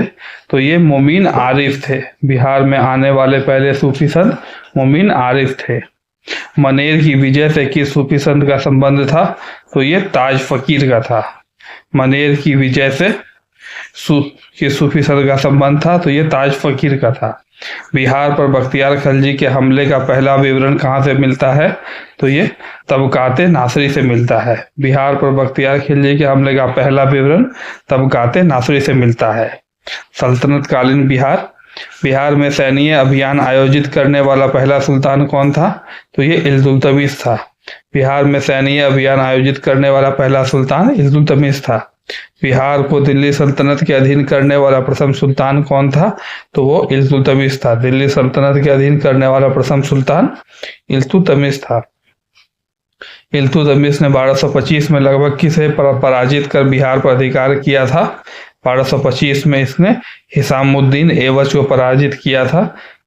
आगे चलते हैं। निम्न में से कौन सल्तनत काल में बिहार का प्रांतपति नहीं रहा था? ये मुवारिज खान नहीं रहा था। बाकी लोग सल्तनत काल में बिहार के प्रांतपति रहे थे। किस काल में बिहार पर दिल्ली सल्तनत के सुल्तानों का निर्णायक वर्चस्व स्थापित हुआ? तो ये तुगलक काल में बिहार में दिल्ली सल्तनत के सुल्तानों का निर्णायक वर्चस्व स्थापित हुआ। बिहार के कर्नाट वंश के शासक हरि सिंह देव को पराजित करने वाला सुल्तान कौन था? तो कर्नाट वंश के शासक हरि सिंह देव को पराजित करने वाला सुल्तान गयासुद्दीन तुगलक था। तो हरि सिंह देव को किसने पराजित किया? गयासुद्दीन तुगलक ने। मोहम्मद बिन तुगलक ने बिहार के किस नगर का नाम तुगलपुर कर दिया था? तो दरभंगा तिरहुत का नाम बदल के तुगलपुर कर दिया था। दरभंगा में एक दुर्ग एवं जामा मस्जिद का निर्माण कराने वाला सुल्तान कौन था? तो दरभंगा में एक दुर्ग और जामा मस्जिद का निर्माण करने वाला सुल्तान मोहम्मद बिन तुगलक था। तुगलक काल में बिहार की राजधानी क्या थी? तो ये बिहार शरीफ थी। तुगलक काल में बिहार की राजधानी बिहार शरीफ थी। बिहार शरीफ आधुनिक नालंदा जिले में स्थित है। बिहार शरीफ का नाम बिहार किसने दिया था? तो ये तुर्कों ने बिहार शरीफ को बिहार राज्य का नाम तुर्कों ने दिया था।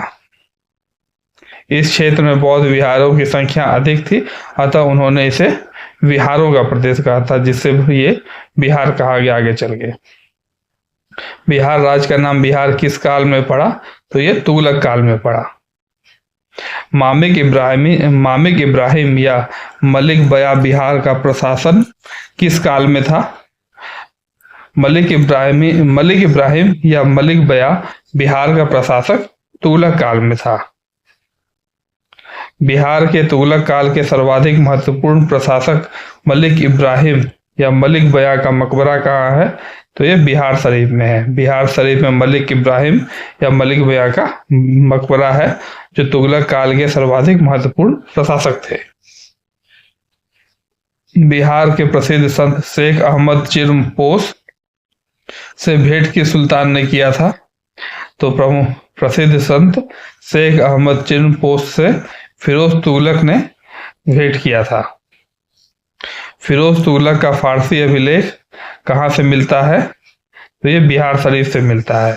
फिरोज तुगलक का फारसी अभिलेख बिहार शरीफ से मिलता है। उत्तर बिहार के कर्नाट शासकों का अंत किस सुल्तान के द्वारा हुआ? तो ये गयासुद्दीन तुगलक के द्वारा हुआ। उत्तर बिहार के कर्नाट शासकों का अंत गयासुद्दीन तुगलक के द्वारा हुआ। मोहम्मद तुगलक के काल में तिरहुत का क्षेत्र सल्तनत में मिला लिया गया था। मोहम्मद तुगलक के काल में तिरहुत का क्षेत्र दिल्ली सल्तनत में मिला लिया गया था। 14वीं सदी में तिरहुत में फिरोज ने किस वंश का शासन आरंभ करवाया था? तो ये वैनवार वंश का शासन फिरोज ने आरंभ करवाया था। 14वीं सदी में फिरोज ने वैनवार वंश का शासन आरंभ करवाया था। तिरहुत के किस वैनवार वंश के शासक के छत्र छाया में प्रसिद्ध कवि विद्यापति ने अपनी काव्य रचना की? तो शिव सिंह के छत्र छाया में विद्यापति ने अपनी काव्य रचना की। बिहार के प्रारंभिक तुर्क गतिविधियों के संदर्भ में महत्वपूर्ण जानकारी के प्रमुख स्रोत क्या है? तो ये तबकाते नासरी है।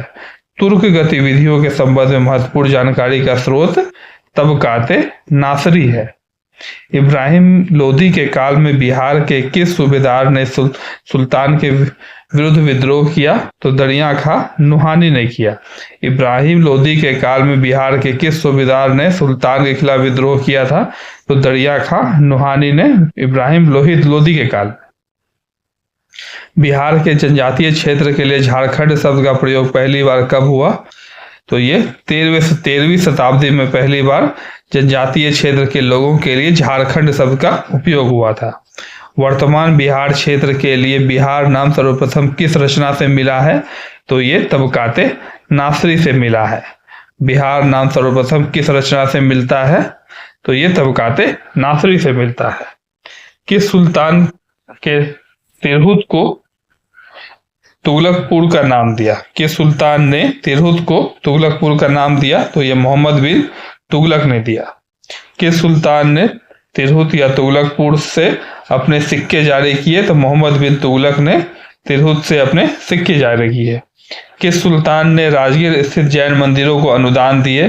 तो फिरोज शाह तुगलक ने राजगीर में स्थित जैन मंदिरों को अनुदान दिए। तुगलक काल में बिहार राज्य के प्रांतपति पद पर कौन आसीन रहे?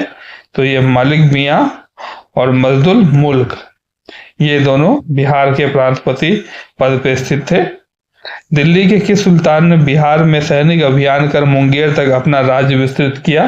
तो सिकंदर लोदी ने मुंगेर तक अपना राज्य विस्तृत किया था। बख्तियार खलजी का बिहार में प्रथम पड़ाव कहाँ था? तो ये मनेर था। बख्तियार खलजी का बिहार में प्रथम पड़ाव मनेर था। बिहार शरीफ स्थित मलिक बयां के मकबरे की क्या विशिष्टता है? तो ये सलामी दीवारें और लंबू तरह गुंबद, ये दोनों बिहार शरीफ स्थित मलिक बयां के मकबरे की विशिष्टताएं हैं। सलामी दीवारें और लंबू तरह गुंबद। मनेर स्थित बड़ी दरगाह में किसका मजार है? मनेर स्थित बड़ी दरगाह में मुखदुम यहीमा का दरगाह है। मनेर स्थित बड़ी दरगाह में मुखदुम यहीमा का दरगाह है। चलिए अब हम चेरो वंश और उज्जैनियों वंश के बारे में कुछ सवाल देखते हैं। पूर्व मध्यकाल में सोन नदी की घाटी के क्षेत्र में किस जनजातीय राज का उत्थान हुआ? तो ये खरवाड़ जनजाति का उत्थान हुआ। पाल सत्ता के पतन काल में मध्य बिहार में किस जनजाति ने अपना राज्य किया? भार का विस्तार हुआ। 14वीं शताब्दी में पश्चिम बिहार, चंपारण और मुजफ्फरपुर में कौन सा राज्य संबंध हुआ? तो चेरो राज्य। 12वीं शताब्दी में पश्चिम बिहार, चंपारण और मुजफ्फरपुर में कौन राज्य संगत हुआ? तो ये चेरो राज्य हुआ। चेरो राज्य का संघर्ष किन मुस्लिम राजवंशों के साथ हुआ? तो ये 1, 4 और 5 यानी तुगलक, सूर और मुगल। चेरो राज्य का संघर्ष किन मुस्लिम राजवंशों से हुआ? तो ये तुगलक, मुगल और सूर राजवंशों से हुआ। दलपत शाही का संबंध किस राज्य से था? तो उज्जैनियों राज्य से था। दलपत शाही का संबंध उज्जैनियों राज्य से था। चेरो शासकों को शाहाबाद क्षेत्र में विस्थापित किया उज्जैनियों ने। चेरो शासकों को शाहाबाद क्षेत्र में किसने विस्थापित किया? तो उज्जैनियों ने। शेर शाह ने मुगलों के विरुद्ध संघर्ष में किससे सहायता प्राप्त की थी? तो चेरो शासकों से। तो शेर शाह ने मुगलों के विरुद्ध चेरो शासकों से सहायता प्राप्त की थी। बिहार पर राज करने वाला जनजातीय राजवंश कौन सा था? तो चेरो वंश था। बिहार पर राज करने वाला जनजातीय राजवंश चेरो वंश था। पाल वंश के उपरांत चेरो वंश ने शाहाबाद, सारण, चंपारण, मुजफ्फरपुर के जिलों में अपनी सत्ता स्थापित की थी। किस चेरो राजा ने जगदीशपुर में मेले की शुरुआत की? तो फूलचंद ने जगदीशपुर में मेले की शुरुआत की थी। चेरो जनजाति की शक्ति का वास्तविक पतन किसके द्वारा हुआ? तो ये उज्जैनिया शासक के द्वारा हुआ। चेरो जनजाति की शक्ति का वास्तविक पतन उज्जैनिया शासक द्वारा हुआ। भोजपुर में उज्जैनिया वंश का संस्थापक कौन था? तो संतन सिंह था। भोजपुर में उज्जैनिया वंश का संस्थापक संतन सिंह था। भोजपुर के उज्जैनी शासकों की राजधानी कौन रही थी? उज्जैनी शासकों की राजधानी ढावा, बेहटा, बक्सर तीनों रही थी। भोजपुर के उज्जैनी शासक निम्न में से कौन नहीं थे? तो बाघमल नहीं थे तथा संग्राम देव, राजा नारायण मल और राजा राम शाही उज्जैनी शासक भोजपुर के रहे थे। चांद एवं मुंड जो चंडेश्वरी एवं मुंडेश्वरी नामक मंदिरों से जुड़े हैं, ये किससे संबंधित है? तो ये शाहबाद के चेड़ से संबंधित है। चलिए बिहार में अफगान सत्ता से संबंधित कुछ सवाल देखते हैं। बिहार में अफगान सत्ता के आरंभिक उत्कर्ष में निर्णायक देन किनकी थी? नुहानी कबीले की। बिहार में अफगान सत्ता के आरंभिक उत्कर्ष में निर्णायक देन थी नुहानी कबीले की। सिकंदर लोदी ने 1995 से 96 में किसे बिहार का प्रभारी नियुक्त किया? सिकंदर लोदी ने दरिया खान नुहानी को बिहार का प्रभारी नियुक्त किया। हुसैन शाह तुर्की को पराजित कर इसे बिहार का प्रभारी बनाया गया। दरिया खान नुहानी ने हुसैन शाह तुर्की को पराजित किया था, उसके उपरांत उसे बिहार का प्रभारी बनाया गया सिकंदर लोदी के द्वारा। बिहार में नुहानी राज्य का संस्थापक कौन था? तो नुहानी राज्य का संस्थापक बिहार में मोहम्मद शाह नुहानी था। मोहम्मद खान लोहानी का असली नाम बहार खान था। इसे दिल्ली सल्तनत में अपनी स्वतंत्रता घोषित कर दी। उत्तर बिहार का क्षेत्र सारण इत्यादि एक अन्य अफगानी नुसरत खां के अधीन में था। इतना इम्पोर्टेंट नहीं है सब। महमूद लोदी को विस्थापित कर बाबर ने किसे बिहार का प्रशासक नियुक्त किया? तो जलाल खां को बिहार का प्रशासक नियुक्त किया महमूद लोदी को विस्थापित करके। ये जो जलाल खान था ये मोहम्मद शाह नुहानी का पुत्र था। चलिए सूर साम्राज्य के सवाल को देखते हैं। सूर वंश की स्थापना किसने की? तो शेर शाह ने सूर वंश की स्थापना की। शेर शाह को शेर खां की उपाधि दी गई थी, तो ये किसने दी थी? तो मोहम्मद नुहानी ने ही शेर शाह को शेर खां की उपाधि दी थी। एक शेर को मारने के उपलक्ष्य में उसे शेर खां की उपाधि दी गई थी। अच्छा, इसलिए दी गई थी। शेर खां के पिता हसन खां जागीरदार थे कहाँ के? तो ये सासाराम के जागीरदार थे शेर खां के पिता हसन खान। शेर खां बिहार के किस शासक का संरक्षक नियुक्त हुआ था? तो ये जलाल खां का संरक्षक नियुक्त हुआ था। शेर खां बिहार के किस शासक का संरक्षक नियुक्त हुआ था? जलाल खां का। बिहार में शेर शाह का राजनीतिक वर्चस्व किस युद्ध में उसकी विजय के साथ स्थापित हुआ? ये सूरजगढ़ा का युद्ध के साथ शेर शाह का राजनीतिक वर्चस्व बिहार में स्थापित हुआ। शेर शाह ने किस युद्ध में हुमायूं को पराजित किया? तो ए और बी, चौसा का युद्ध और बिलग्राम अथवा कन्नौज का युद्ध। तो शेर शाह ने हुमायूं को चौसा का युद्ध और बिलग्राम अथवा कन्नौज का युद्ध में पराजित किया।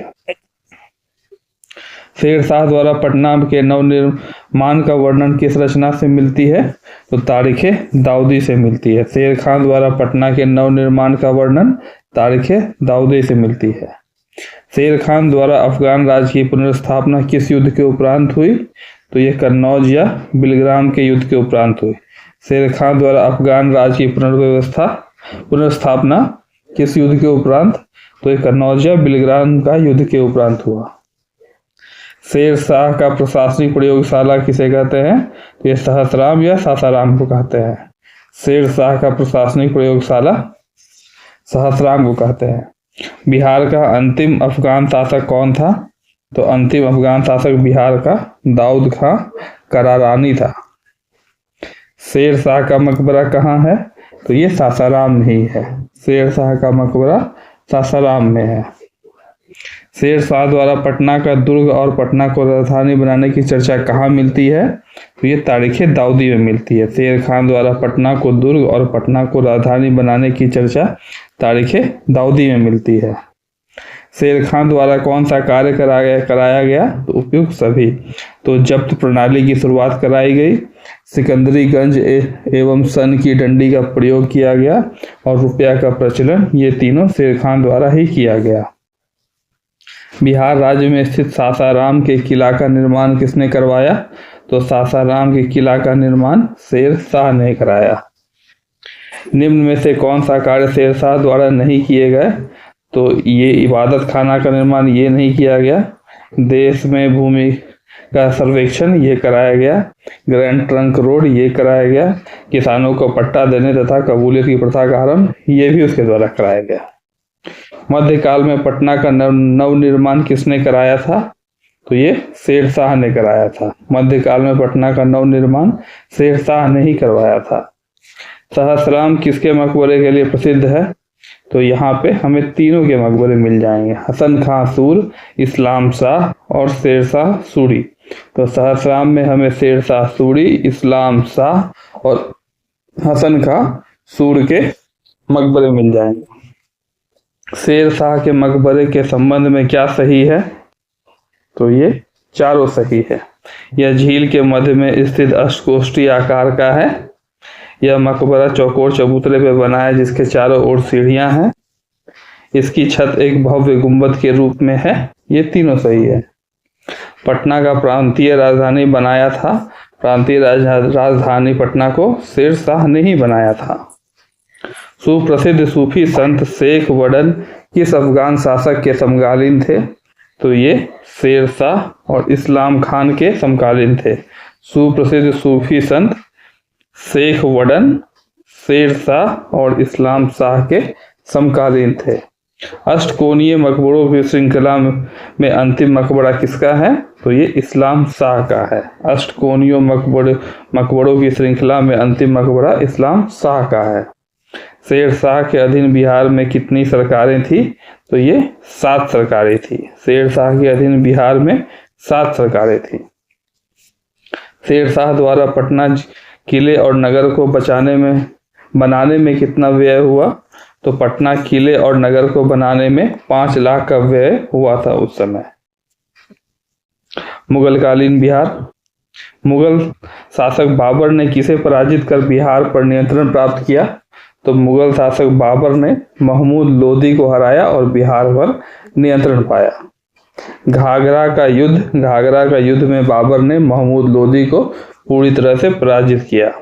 घाघरा का युद्ध याद रखेंगे, बाबर और महमूद लोदी के बीच में था, जिसमें बाबर ने महमूद लोदी को हराया। अकबर ने अगस्त 1574 में पटना में किसे पराजित किया? तो अकबर ने अगस्त 1574 में दाऊद खां को पराजित किया। अकबर ने पटना युद्ध के बाद बिहार में किसे दाऊद खां से निपटने के लिए छोड़कर लौट गया? तो दाऊद खां से निपटने के लिए अकबर ने मुनीम खां को इसकी जिम्मेदारी दी। आगे बढ़ते हैं। 1580 में बिहार का सूबेदार किसे बनाया गया? तो 1580 में बिहार का सूबेदार खाने आजम मिर्जा अजीज कोका को बनाया गया। खाने आजम मिर्जा अजीज कोका को बनाया गया। किस मुगल शासक के समय बिहार पठानों एवं मुगलों के बीच लड़ाई का केंद्र बना? तो अकबर के समय में बिहार पठानों और मुगलों के बीच में लड़ाई का केंद्र बना। अकबर के समय में कहाँ के उज्जैनी राजा दलपत शाही में विद्रोह किया गया? तो जगदीशपुर के राजा दलपत शाही में विद्रोह किया गया। जगदीशपुर में विद्रोह का दमन करने के लिए शाहबाज खान को भेजा गया था। बिहार को सर्वप्रथम अपने साम्राज्य में मिलाने वाला मुगल शासक कौन था? तो ये अकबर था।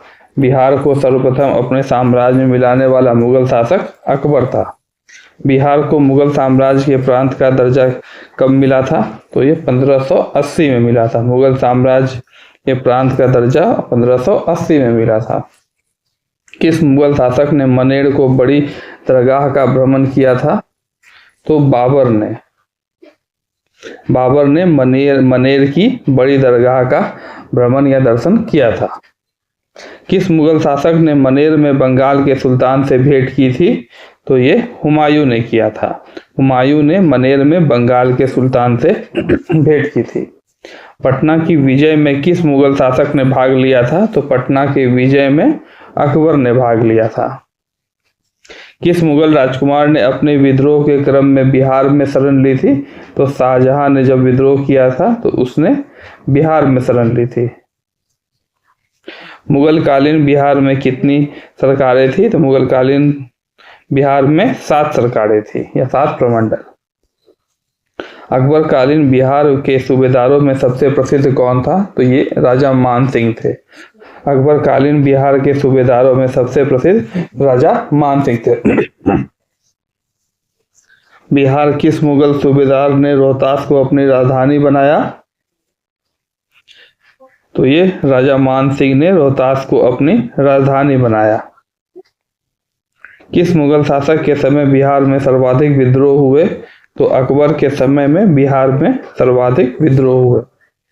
बिहार में मुगल कालीन इमारतों में सबसे पुराना क्या है? तो मुगल कालीन इमारतों में सबसे पुराना हाजीपुर का जामा मस्जिद है। हाजीपुर का जामा मस्जिद मुगल कालीन इमारतों में बिहार में सबसे पुराना है। राजकुमार अजीम खान द्वारा अजीमाबाद को बसाने पर कितना व्यय हुआ था? तो ये 1 करोड़ का व्यय हुआ था। उस समय राजकुमार अजीम द्वारा अजीमाबाद को बसाने पर 1 करोड़ का व्यय हुआ था। बिहार में राजकुमार अजीम का कार्यकाल कब से कब तक था? तो ये 1702 से 1712 तक था। राजकुमार अजीम का कार्यकाल 1702 से 1712 तक था। औरंगजेब के शासनकाल में बिहार में कितने सरकारें थी? तो देखते हैं हम, औरंगजेब के शासनकाल में ये 8 सरकारें थी। किस मुगल शासक के शासनकाल में खोखारोदेश की विजय संपन्न हुई? खोखारोदेश जिसे छोटा नागपुर अभी इसके नाम से जानते हैं, तो ये जहांगीर के शासनकाल में छोटा नागपुर की विजय संपन्न हुई या खोखरा देश की विजय संपन्न हुई। सिख गुरुओं में किसका बिहार में घनिष्ठ संबंध रहा? तो ये 1, 3 और 4 गुरु नानक, गुरु तेग बहादुर और गुरु गोविंद सिंह, इनका बिहार से घनिष्ठ संबंध रहा है। किस मुगल सम्राट के शासनकाल में बिहार पर दिल्ली का नियंत्रण वस्तुतः समाप्त हो गया? तो फर्रुखसियार के समय बिहार पर दिल्ली सल्तनत का नियंत्रण लगभग समाप्त हो गया। फर्रुखसियार याद रखेंगे। ईरानी यात्री मोहम्मद सादिक किस मुगल शासक के समय बिहार में आया था? तो ईरानी यात्री मोहम्मद सादिक जहांगीर के समय में बिहार आया था। ईरानी यात्री अब्दुल लतीफ किस मुगल शासक के शासनकाल में बिहार आया था? तो ईरानी यात्री अब्दुल लतीफ अकबर के शासनकाल में बिहार आया था। राजा मान सिंह को बिहार प्रांत का प्रांतपति किसके द्वारा नियुक्त किया था? तो राजा मान सिंह को बिहार प्रांत का प्रांतपति अकबर द्वारा नियुक्त किया गया था। राजा मान सिंह ने रोहतास को अपनी राजधानी बनाया था। मुगल शासक जहांगीर ने 1621 में किसे बिहार का प्रांतपति नियुक्त किया गया था? तो जहांगीर ने 1661 में राजकुमार परवेज को बिहार का प्रांतपति नियुक्त किया। तो जहांगीर ने परवेज को बिहार का प्रांतपति नियुक्त किया था। राजकुमार अजीम को किसने बिहार का सूबेदार बनाया? तो औरंगजेब ने राजकुमार अजीम को बिहार का सूबेदार बनाया। पटना को अजीमाबाद का नाम किसने दिया? तो राजकुमार अजीम ने दिया था। पटना को अजीमाबाद का नाम राजकुमार अजीम ने दिया, ये ऑब्वियस है। वह प्रथम मुगल सम्राट जिसका राज्याभिषेक बिहार में हुआ? तो फर्रुखसियार का राज्याभिषेक बिहार में हुआ था। प्रथम मुगल सम्राट जिसका राज्याभिषेक बिहार में हुआ था, तो ये फर्रुखसियार का हुआ था। किस मुगल शासक का राज्याभिषेक पटना में हुआ था? तो ये फर्रुखसियार का राज्याभिषेक पटना में ही हुआ था। किस मुगल शासक के काल में बिहार पर बंगाल के नवाबों का नियंत्रण था? तो ये बहादुर शाह वन के समय बिहार पर बंगालों के नवाबों का नियंत्रण था। मुगल प्रांत बनने के उपरांत बिहार का गवर्नर कौन बना था? तो ये मिर्जा अजीम कोकलतास बने थे। मुगल प्रांत बनने के उपरांत बिहार का गवर्नर मिर्जा अजीज कोकलतास बना था। मुगल कालीन बिहार का गवर्नर इनमें से कौन कौन रहे हैं? तो ये तीनों रहे हैं, सुजात खां, सईद खां और मुकर्रब खां, ये तीनों बिहार के गवर्नर मुगल कालीन बिहार में रहे हैं। बिहार में किस मुगल शासक का राज्याभिषेक अंग्रेजों के संरक्षण में हुआ?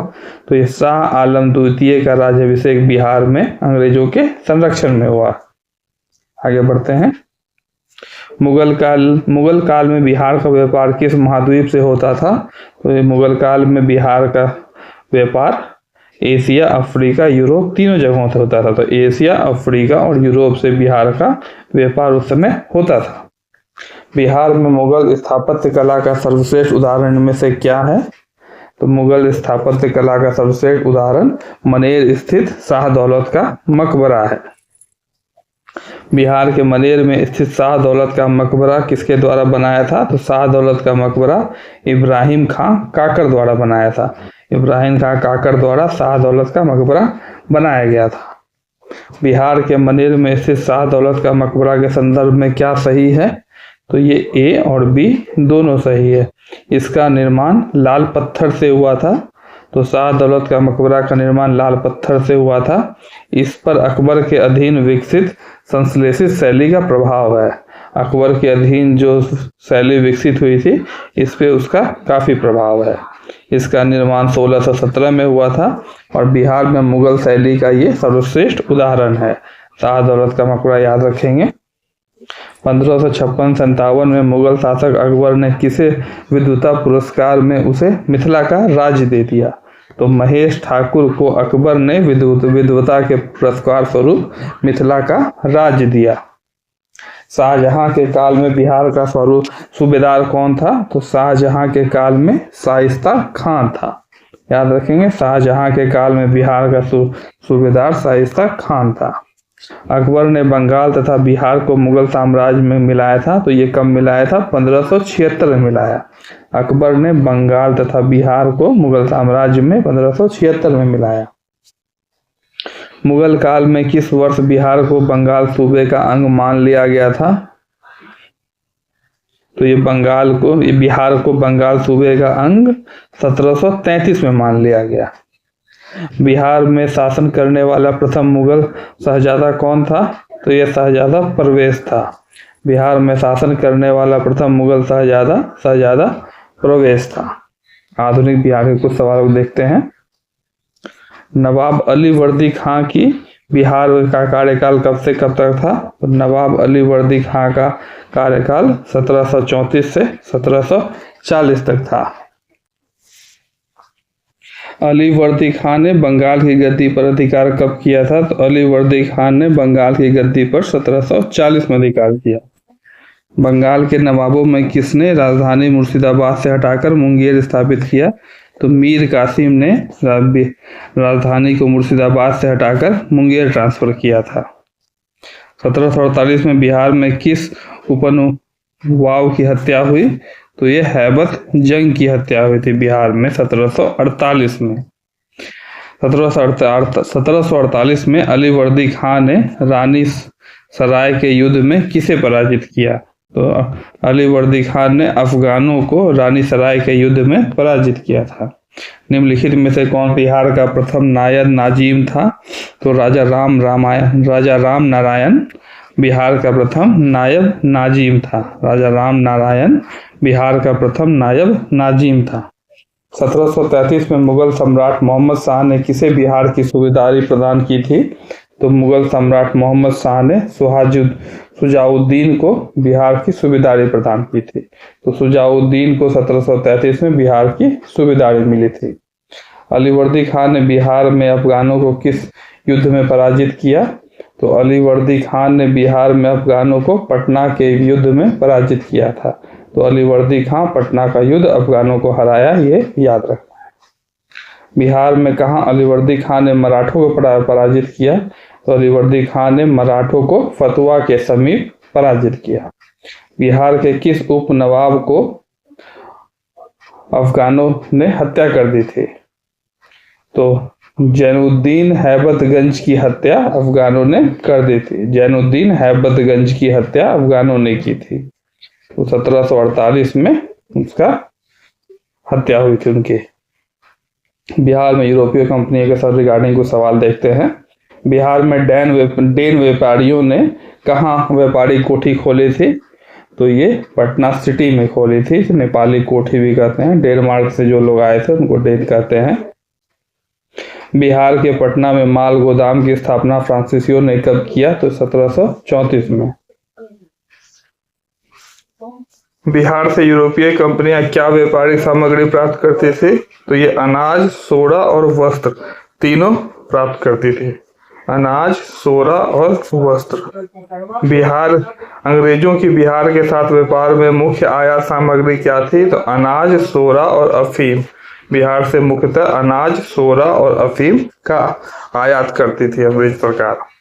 किस अंग्रेज यात्री ने बिहार में 1670 और 71 में भीषण अकाल की चर्चा की थी? तो जॉन मार्शल ने 1670-71 में बिहार में भीषण अकाल की चर्चा की है। अंग्रेज यात्री पीटर मुंडी किस मुगल शासक के समय बिहार आया था? तो पीटर मुंडी शाहजहां के काल में बिहार आया था। यूरोपीय कंपनियों द्वारा बिहार में स्थापित फैक्ट्रियां मुख्यतः कहाँ कहाँ थी? मुख्यतः किस प्रकार की थी? 134 तो मुख्यतः भंडारण केंद्र, व्यापारिक केंद्र और प्रशासनिक केंद्र के रूप में बिहार में फैक्ट्रियों का स्थापन हुआ था। उत्पादन केंद्र नहीं थी, यहाँ पे किसी भी चीज का उत्पादन नहीं करती थी। अंग्रेजों ने पटना में अपनी फैक्ट्री किस मुगल शासनकाल में स्थापित की? तो पटना में अंग्रेजों ने शाहजहां के समय में अपनी फैक्ट्रियों की स्थापना की। बिहार के क्षेत्र में सर्वप्रथम कौन से यूरोपीय शासक आए? तो ये पुर्तगाली व्यापारी बिहार में सर्वप्रथम आए। बिहार में सर्वप्रथम अंग्रेज, डच और पुर्तगाली और डेन में सर्वप्रथम पुर्तगाली आए। अंग्रेजों ने 1620 में बिहार में सर्वप्रथम कहाँ अपने व्यापारिक केंद्र स्थापित करने का प्रयास किया? तो बिहार ने 1620 में आलमगंज, पटना में अपना व्यापारिक केंद्र स्थापित करने का प्रयास किया था, लेकिन सफलता उन्हें 1651 में मिली। अंग्रेजों की पटना फैक्ट्री का प्रधान जॉब चारनॉक कब बना? तो जॉब चारनॉक पटना फैक्ट्री का प्रधान 1664 में बना। बिहार में डच फैक्ट्री की स्थापना कब हुई? तो हॉलैंड या नीदरलैंड के लोगों को डच कहते हैं। तो डच फैक्ट्री की स्थापना 1632 में हुई।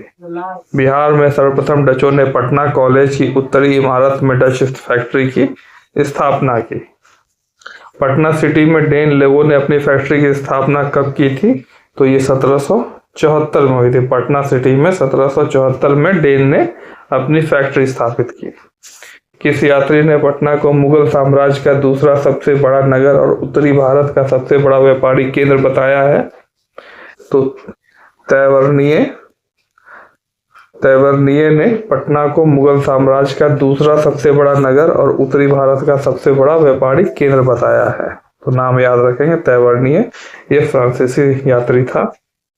किस यात्री ने मुगल काल में पटना की जनसंख्या 2 लाख बताया है? तो मैनरिक ने पटना की जनसंख्या को 2 लाख बताया है मुगल काल के समय में। वर्तमान पटना कॉलेज की उत्तरी इमारत डच फैक्ट्री थी। वर्तमान गुलजार बाग स्थित गवर्नेंस प्रिंटिंग प्रेस थी। ये अंग्रेज की फैक्ट्री थी वहां पे।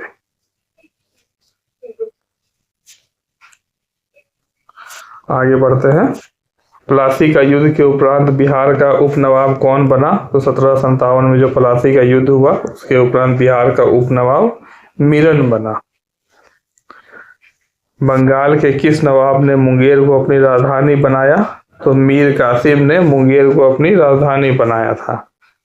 तो याद रखेंगे, मीर कासिम बंगाल नवाब ने मुंगेर को अपनी राजधानी बनाया।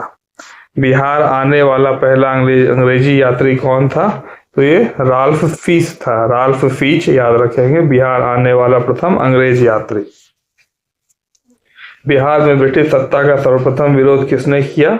तो ये अली गौहर ने किया था। ब्रिटिश सत्ता का सर्वप्रथम विरोध अली गौहर ने किया था इन चारों में से। अली गौहर ने कब पटना का घेरा डाला था? तो 1760 ने अली गौहर ने पटना का घेरा डाला। ईस्ट इंडिया कंपनी को बंगाल, बिहार और उड़ीसा में दीवानी का अधिकार किसने प्रदान किया? तो बंगाल, बिहार और उड़ीसा में दीवानी का अधिकार ईस्ट इंडिया कंपनी को शाह आलम II ने किया। ये इंपॉर्टेंट है, शाह आलम II ने किया। मीर कासिम ने अपनी राजधानी मुर्शिदाबाद से हटाकर मुंगेर क्यों ले गया? तो ये अंग्रेजों के हस्तक्षेप से मुक्त होने के लिए। अंग्रेजों के हस्तक्षेप से मुक्त होने के लिए मीर कासिम अपनी राजधानी मुर्शिदाबाद से हटाकर मुंगेर ले आया। बिहार के लिए एक लगान परिषद यानी रेवेन्यू काउंसिल ऑफ पटना का गठन कब हुआ था? तो ये 1770 में लगान परिषद या रेवेन्यू काउंसिल ऑफ पटना का गठन हुआ था, स्पेशली बिहार के लिए। धीरज नारायण को हटाकर सिताब रॉय को कंपनी द्वारा बिहार का नवाब दीवान कब बनाया गया था? तो 1767 में। धीरज नारायण को हटाकर सिताब रॉय को पटना का नायब दीवान 1767 में बनाया गया। पटना में गोलघर का निर्माण क्यों किया गया था? तो ये गोलघर हम सबने देखा है, तो ये अनाज के भंडारण के लिए किया गया था। पटना में स्थित गोलघर का निर्माण किस गवर्नर जनरल के काल में हुआ था? तो ये लॉर्ड कॉर्नवालिस के काल में हुआ था। ये भी इम्पोर्टेंट है। गोलघर का निर्माण लॉर्ड कॉर्नवालिस के टाइम पे हुआ था। निर्माण किसने करवाया था? तो जॉन गायस्टीन ने करवाया था। बिहार में अंग्रेजों द्वारा किए गए प्रशासनिक परिवर्तन के संबंध में क्या सही है? तो ये सारे सही हैं। बिहार में फौजदारी प्रशासन को 1790 तक अपने नियंत्रण में ले लिया था। 1866 में सारण जिला को 2 भागों में बांटा गया, यानी एक सारण और दूसरा चंपारण। 1875 में तिरहुत को मुजफ्फरपुर और दरभंगा की 2 इकाइयों में विभाजित किया गया। तो ये तीनों सही है। पटना के पहले अंग्रेज मजिस्ट्रेट कौन थे? तो ये चार्ल्स फ्रांसिस ग्रांट थे। पटना के पहले अंग्रेज मजिस्ट्रेट चार्ल्स फ्रांसिस ग्रांट थे। बिहार में सोडे के व्यापार का एकाधिकार अंग्रेजों को किसने प्रदान किया? तो ये मीर जाफर ने सोडे का व्यापार करने के लिए अंग्रेजों को बिहार में एकाधिकार दिया था। मीर जाफर याद रखेंगे। बिहार के क्षेत्र में 1757-58 के मध्य मीर जाफर एवं अंग्रेजों का विरोध आरंभ किया। तो ये मीर जाफर और अंग्रेजों का विरोध इन तीनों ने किया। राजा राम नारायण ने, कामगार खां एवं सुंदर सिंह ने तथा पहलवान सिंह ने, तीनों ने मीर जाफर और अंग्रेजों दोनों का विरोध किया। मीर कासिम ने कहाँ बंदूकों एवं तोपों की कारखाना की स्थापना की थी? तो मीर कासिम ने मुंगेर में बंदूक और तोपों के कारखाना की स्थापना की थी। मुंगेर में अभी भी गन फैक्ट्री है, तो इससे ये चीज याद रख सकते हैं। बक्सर का युद्ध कब हुआ था? तो ये 22 अक्टूबर 1764 में बक्सर का युद्ध हुआ था। बक्सर के युद्ध में अंग्रेजी सेना का नेतृत्व किसने किया था? तो ये हेक्टर मुनरो ने बक्सर के युद्ध में अंग्रेजी सेना का नेतृत्व किया था। बक्सर का युद्ध मीर कासिम, सिराजुद्दौला तथा शाह आलम द्वितीय की संयुक्त सेना और अंग्रेजों के बीच में हुई थी। काफी इंपॉर्टेंट पॉइंट है। मीर कासिम, सिराजुद्दौला तथा शाह आलम द्वितीय और एक तरफ थे अंग्रेज, जिसका नेतृत्व हेक्टर मुनरो कर रहे थे। बक्सर के युद्ध में किसे विजय प्राप्त हुई थी? तो ये ईस्ट इंडिया कंपनी विजयी हुई थी। 1781 में बिहार के पटना के आसपास के क्षेत्रों में हुए ब्रिटिश विरोधी संघर्ष में किसने भाग लिया? तो पटना के आसपास हो रहे ब्रिटिश विरोधी संघर्ष में ए और बी, इकबाल अली खान और नारायण सिंह दोनों ने भाग लिया। इकबाल अली खान और नारायण सिंह। पटना नगर पर 24 जून 1763 को किसने अधिकार किया? तो एलिस ने किया। पटना नगर पर 24 जून 1763 में एलिस ने अधिकार किया। निम्नलिखित में से किस भारतीय को रॉबर्ट क्लाइव ने बिहार का नायब दीवान बनाया था? तो रॉबर्ट क्लाइव ने सिताब रॉय को बिहार का नायब दीवान बनाया था। याद रखेंगे, रॉबर्ट क्लाइव ने बिहार का नायब दीवान सिताब रॉय को बनाया था। 1763 में पटना स्थित अंग्रेजों की फैक्ट्री पर अधिकार किसने किया? तो ये नवाब मीर कासिम ने अंग्रेजों की फैक्ट्री जो पटना में थी उस पर अधिकार कर लिया था। ब्रिटेन के राजा 1765 में एक फरमान द्वारा बंगाल, बिहार एवं उड़ीसा की दीवानी ईस्ट इंडिया कंपनी को कितने रुपए में मिली थी?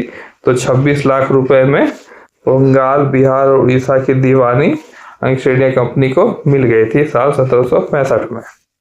अंग्रेजों को 1765 में बिहार, बंगाल, उड़ीसा की दीवानी उपलब्ध कराने में महत्वपूर्ण भूमिका का योगदान किनका था? तो नवाब मुनीरुद्दौला का काफी इंपॉर्टेंट योगदान था बिहार, बंगाल, उड़ीसा की दीवानी अंग्रेजों को दिलवाने में। सम्राट शाह आलम द्वितीय ने ईस्ट इंडिया कंपनी को बंगाल, बिहार तथा उड़ीसा की दीवानी कब दी थी? तो ये 12 अगस्त 1765 में दी थी शाह आलम द्वितीय के द्वारा। 1770 में बिहार में प्रांतीय परिषद की नियुक्ति जो की गई उसके अध्यक्ष कौन थे? तो बिहार में प्रांतीय परिषद की नियुक्ति के अध्यक्ष थे जेम्स अलेक्जेंडर। प्रांतीय परिषद जो बनाए गए थे बिहार में, उसके अध्यक्ष थे जेम्स अलेक्जेंडर। बिहार में धीरज नारायण, सिताब रॉय और सैमुअल मिडल्टन की 3 सदस्यीय परिषद कब बना था? तो धीरज नारायण, सिताब रॉय और सैमुअल मिडल्टन 3 सदस्यीय परिषद ये बना था 1766 में। 1761 में बिहार का उप प्रांतपति किसे बनाया गया? तो 1761 में बिहार का उप प्रांतपति राजवल्लभ को बनाया था। राजवल्लभ बिहार के उप प्रांतपति 1761 में। 1767 में ईस्ट इंडिया कंपनी ने राजा राम नारायण को हटाकर किसे बिहार का नायब दीवान बनाया? तो ईस्ट इंडिया कंपनी ने राजा राम नारायण को हटाकर राजा सितौब रॉय को बिहार का नायब दीवान बनाया। तो याद रखेंगे, राम नारायण को हटा के राजा सितौब रॉय को बनाया गया था। बिहार में कब एक लगान परिषद का गठन किया गया था, जिसे रेवेन्यू काउंसिल ऑफ पटना के नाम से जाना जाता है? तो ये 1770 में लगान परिषद या रेवेन्यू काउंसिल ऑफ पटना के नाम से एक कमेटी गठित की गई थी। बिहार में अकाल के जांच हेतु राजस्व कमियों का पता लगाने तथा नए बंदोबस्त के लिए कंपनी ने किसे बिहार भेजा था? तो सर जॉन शोर को भेजा था। राजस्व कमियों का पता लगाने तथा नया बंदोबस्त करने के लिए सर जॉन शोर को भेजा गया था। तो इसमें इतना ही है। नेक्स्ट वीडियो में मिलते हैं। Thank you.